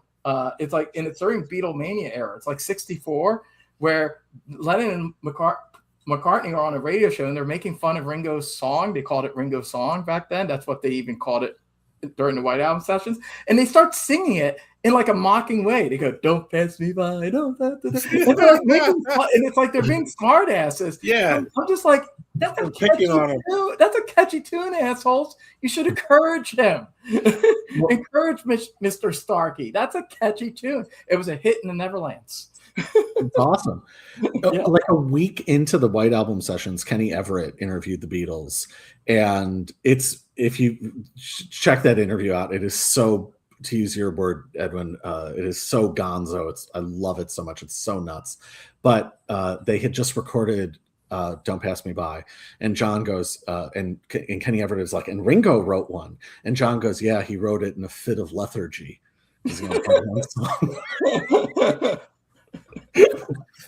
But, you know, but especially when he had a little help too. You know, I love the Ringo album. The album just that's awesome. That's a great album. It is. I think you know, "Don't Come Easy" is one of the strongest post Beatles singles. Very strong single. Early 1970, the B-side. Great awesome. B-side, yeah. And it's why Ringo is the one that got along with all of them. Yeah. he was the diplomatic Beatle. So what I'm getting at is, you know, one thing I also love about the White Album is you get both. You get the Beatles working together, and you also get the beginning of the 70s solo albums. And I am a fan of all their early 70s albums. Their early stuff is good. Like the first two Lennon albums were really good. I mean, I'm a little offbeat with Lennon compared to some people. My favorite's actually Walls and Bridges. Walls and Bridges is my favorite. Imagine. I like Imagine. The thing is, Walls and Bridges, because it was that period he was separated from Yoko, and they play down that period now because he was separated from Yoko, and they just want to write him off like he was just a drunk during that period. Right. But he was actually really prolific. I mean, if he was a drunk, he was a very functioning drunk. He produced a great album for Harry Nilsson, Pussycats, which I know Rich is also a fan of. He did My Games is kind of spotty, but there are some amazing tracks on it. And he was producing it, and he did a good job of mirroring the Phil Spector sound, I thought. And then Walls and Bridges, which I think is really strong because it's after Band on the Run. And Lennon during this period, it was a rare period where he was only very pro McCartney because he was, you know, split up. It's what happens. You break up with your lady, you throw down with your old buddy. You know, so the psychology is very obvious. He's throwing down Paul again, and he's even saying, like in the press, "Oh, Band on the Run's a great album." 5 years later, he would forget that when he did a Playboy interview and trashed everything he did after the Beatles. But in 1975, John, this chick was right there with him. It's all shit after the Beatles. Yeah. Oh no, that dude's not my friend. I don't even know his name. But yeah, I read so. Yeah, but in 75, he liked Band on the Run, and it's not. And he was going to actually do a song on Venus and Mars that it was planned, but then Yoko gave him the phone call, and That was done. Yeah. He You moved said, on. come back home. Yep, and that's when he went home. He's like, "Fuck you, Paul. We're not friends again." Anyway, so Venus. But the thing is about Walls and Bridges. To me, what I love about that, I'm just saying, because I don't normally get a chance to talk about this album, but it's like, to me, it sounds the most like John stepping up to be Beatle John again. Like he's being competitive. It's like a hit. Like he's trying to write hits. And it's very melodic, it's very catchy, but yet still has the edge. There's great songs like Steel and Glass and Scared, and there's a lot of emotion. I love Nobody Loves You When You're Down and Out, which is a powerful statement. Like, to me, it's like him stepping up to do like his Band on the Run. And to me, that should be a much bigger album. I feel like it's because he is so associated. He has these bookends. And it's like, because Plastic Ono Band and Imagine are so associated with like the counterculture and nostalgia for that period, and they were darlings of Rolling Stone and stuff like that because of that. And then Double Fantasy, of course, has all the pathos added to it because he was, killed shortly after. And also that idea of the idea of the domestic bliss is something that's like it's a nice narrative that people like. Whereas no one wants to go to Walls and Bridges because it's in the middle of the 70s. He's drunk. He's on his own. It's not part of a narrative that Lennon, because he's dead. You see, McCartney has the freedom that there's really no narrative anymore to his music. There was in the 70s, Rolling Stone was very antagonistic about Ram and McCartney and stuff like that. But that's all gone now. Like now, of course, now Rolling Stone loves Ram, because it's just like there's I'm saying McCartney's like freed from a legacy where people can just look at what's great. Hey, Band on Run's a great album. Hey, give my regards to Broad Street. Perhaps not. so people can like be objective. Whereas I feel John Lennon, there's no objectivity. It's all about what he represents. He's like, he's not just like a guy making records. And I think that would actually really bother John, especially as he got older. I think John would like people to think of him as a guy that made rock and roll records, but I feel like, so when I listen to John solo, I listen to him like, how do they work as like rock and roll or pop records? And I think in that sense, Walls and Bridges is my, I think that's the one that works the best. That doesn't mean the Plastic Ono Band is not an amazing statement, which it is, and it's a very emotional album, but it's not an album I'm going to pop on all the time. Whereas Walls and Bridges is an album I will pop on a lot. And I just wish people talked up that album more. Yeah, well, Plastic Ono is a very moody album. It's not like you could just pop that in and it depends on, when. I mean, maybe if they threw on Instant Karma, could have helped. We could be doing this. We could be doing that with the stuff too. I think the thing with some of the solo work, though, and you were sort of getting to this in a slightly different way, but if you take away the mythos of John and just have it down to records, Walls and Bridges is great. Now I would argue that it's maybe objectively less great than Imagine or Plastic Ono Band, like just purely song for song, but it's still a great record, right? And I think that if you take away the mythos of the Beatles, I think sometimes, as much as that is like gets people in the door, I think like the 79 George Harrison record is a beautiful album. That is a gorgeous album. That is probably definitely his most consistently melodic and best songwriting after All Things Must Pass. Yeah. Easily. I really like that. I even like Dark Horse, even though I can, Dark Horse. I mean, I like indie rock and underground music and stuff like that. So something kind of off the to me, Dark Horse sounds like a little weird hipster. Oh yeah, like pop album. I really like that album a lot. I like it. I've grown to like his 70s stuff, but I mean, it's beyond. It's George's. I mean, I consider George Harrison a very, very, very talented human being. He was a very talented human being. Correct. John and Paul were geniuses. There is a slight difference. Yeah, and George at his best there was greatness. There was greatness. You can be very talented and strike greatness. But the thing is why he's ultimately a little more middle of the road. Both Lennon and McCartney could both have they take bigger swings, and they took big swings in the 70s. I'm not even talking about like the early 80s. I mean, obviously you can't compare them after 1980, but they took big swings. And the thing about saying is sometimes those swings ended badly. Sometimes there are clunkers. Both Lennon and McCartney have some clunkers that would never have made a Beatles album. You know, there are just some songs that just are not Beatles worthy, but they also have songs I do think are as ingenious and as great as anything on the Beatles albums. Yeah. I do think like Number 9 Dream is as good as anything on a Beatles album. I love that track. Obviously, Instant Karma is as great as any Beatles song. And I think Band on the Run and, and Let Me Roll It. And McCartney's got, he's got his share of songs too. They have songs that I do think, for the first time you are hearing songs because they're solo albums that aren't quite on the grade of the Beatles, but let's compare them to their other contemporaries. Let's compare them to REO Speedwagon or, you know what I mean? Or, let's not just compare them to the Beatles. Those albums are still very, very strong, in my opinion. And I there's a case too that because they're older, they're a little more mature. Mm-hmm. Both Lennon and McCartney and Harrison, I feel, although I would say Harrison kind of got, even though he's the youngest, he kind of got to maturity before the others. I feel in the White Album, the White Album, I feel his songs are the most mature and they feel the most 70s, like early 70s. Yeah. So I feel like Harrison was getting there, maybe because he was the youngest. He was just a little hipper in a way. But Lennon and McCartney got there themselves, like within a year or two. And I just, and McCartney created the whole DIY aesthetic with like McCartney 1, which is very, very innovative. I don't even think he was quite aware of what he was doing. He was just a genius doing what felt right. And everyone was like, oh, that's shit. They didn't get it. And then 30, 40 years later, everyone's like, oh, it's a genius. Look what he did. That's like, just like, so you get moments like that. There's still genius in the Beatles. And I think McCartney actually, I'll say this for the video, but he's had a very consistent run from Flaming Pie on. I think it's been a very consistent run. So, and it's great just to have music from this guy.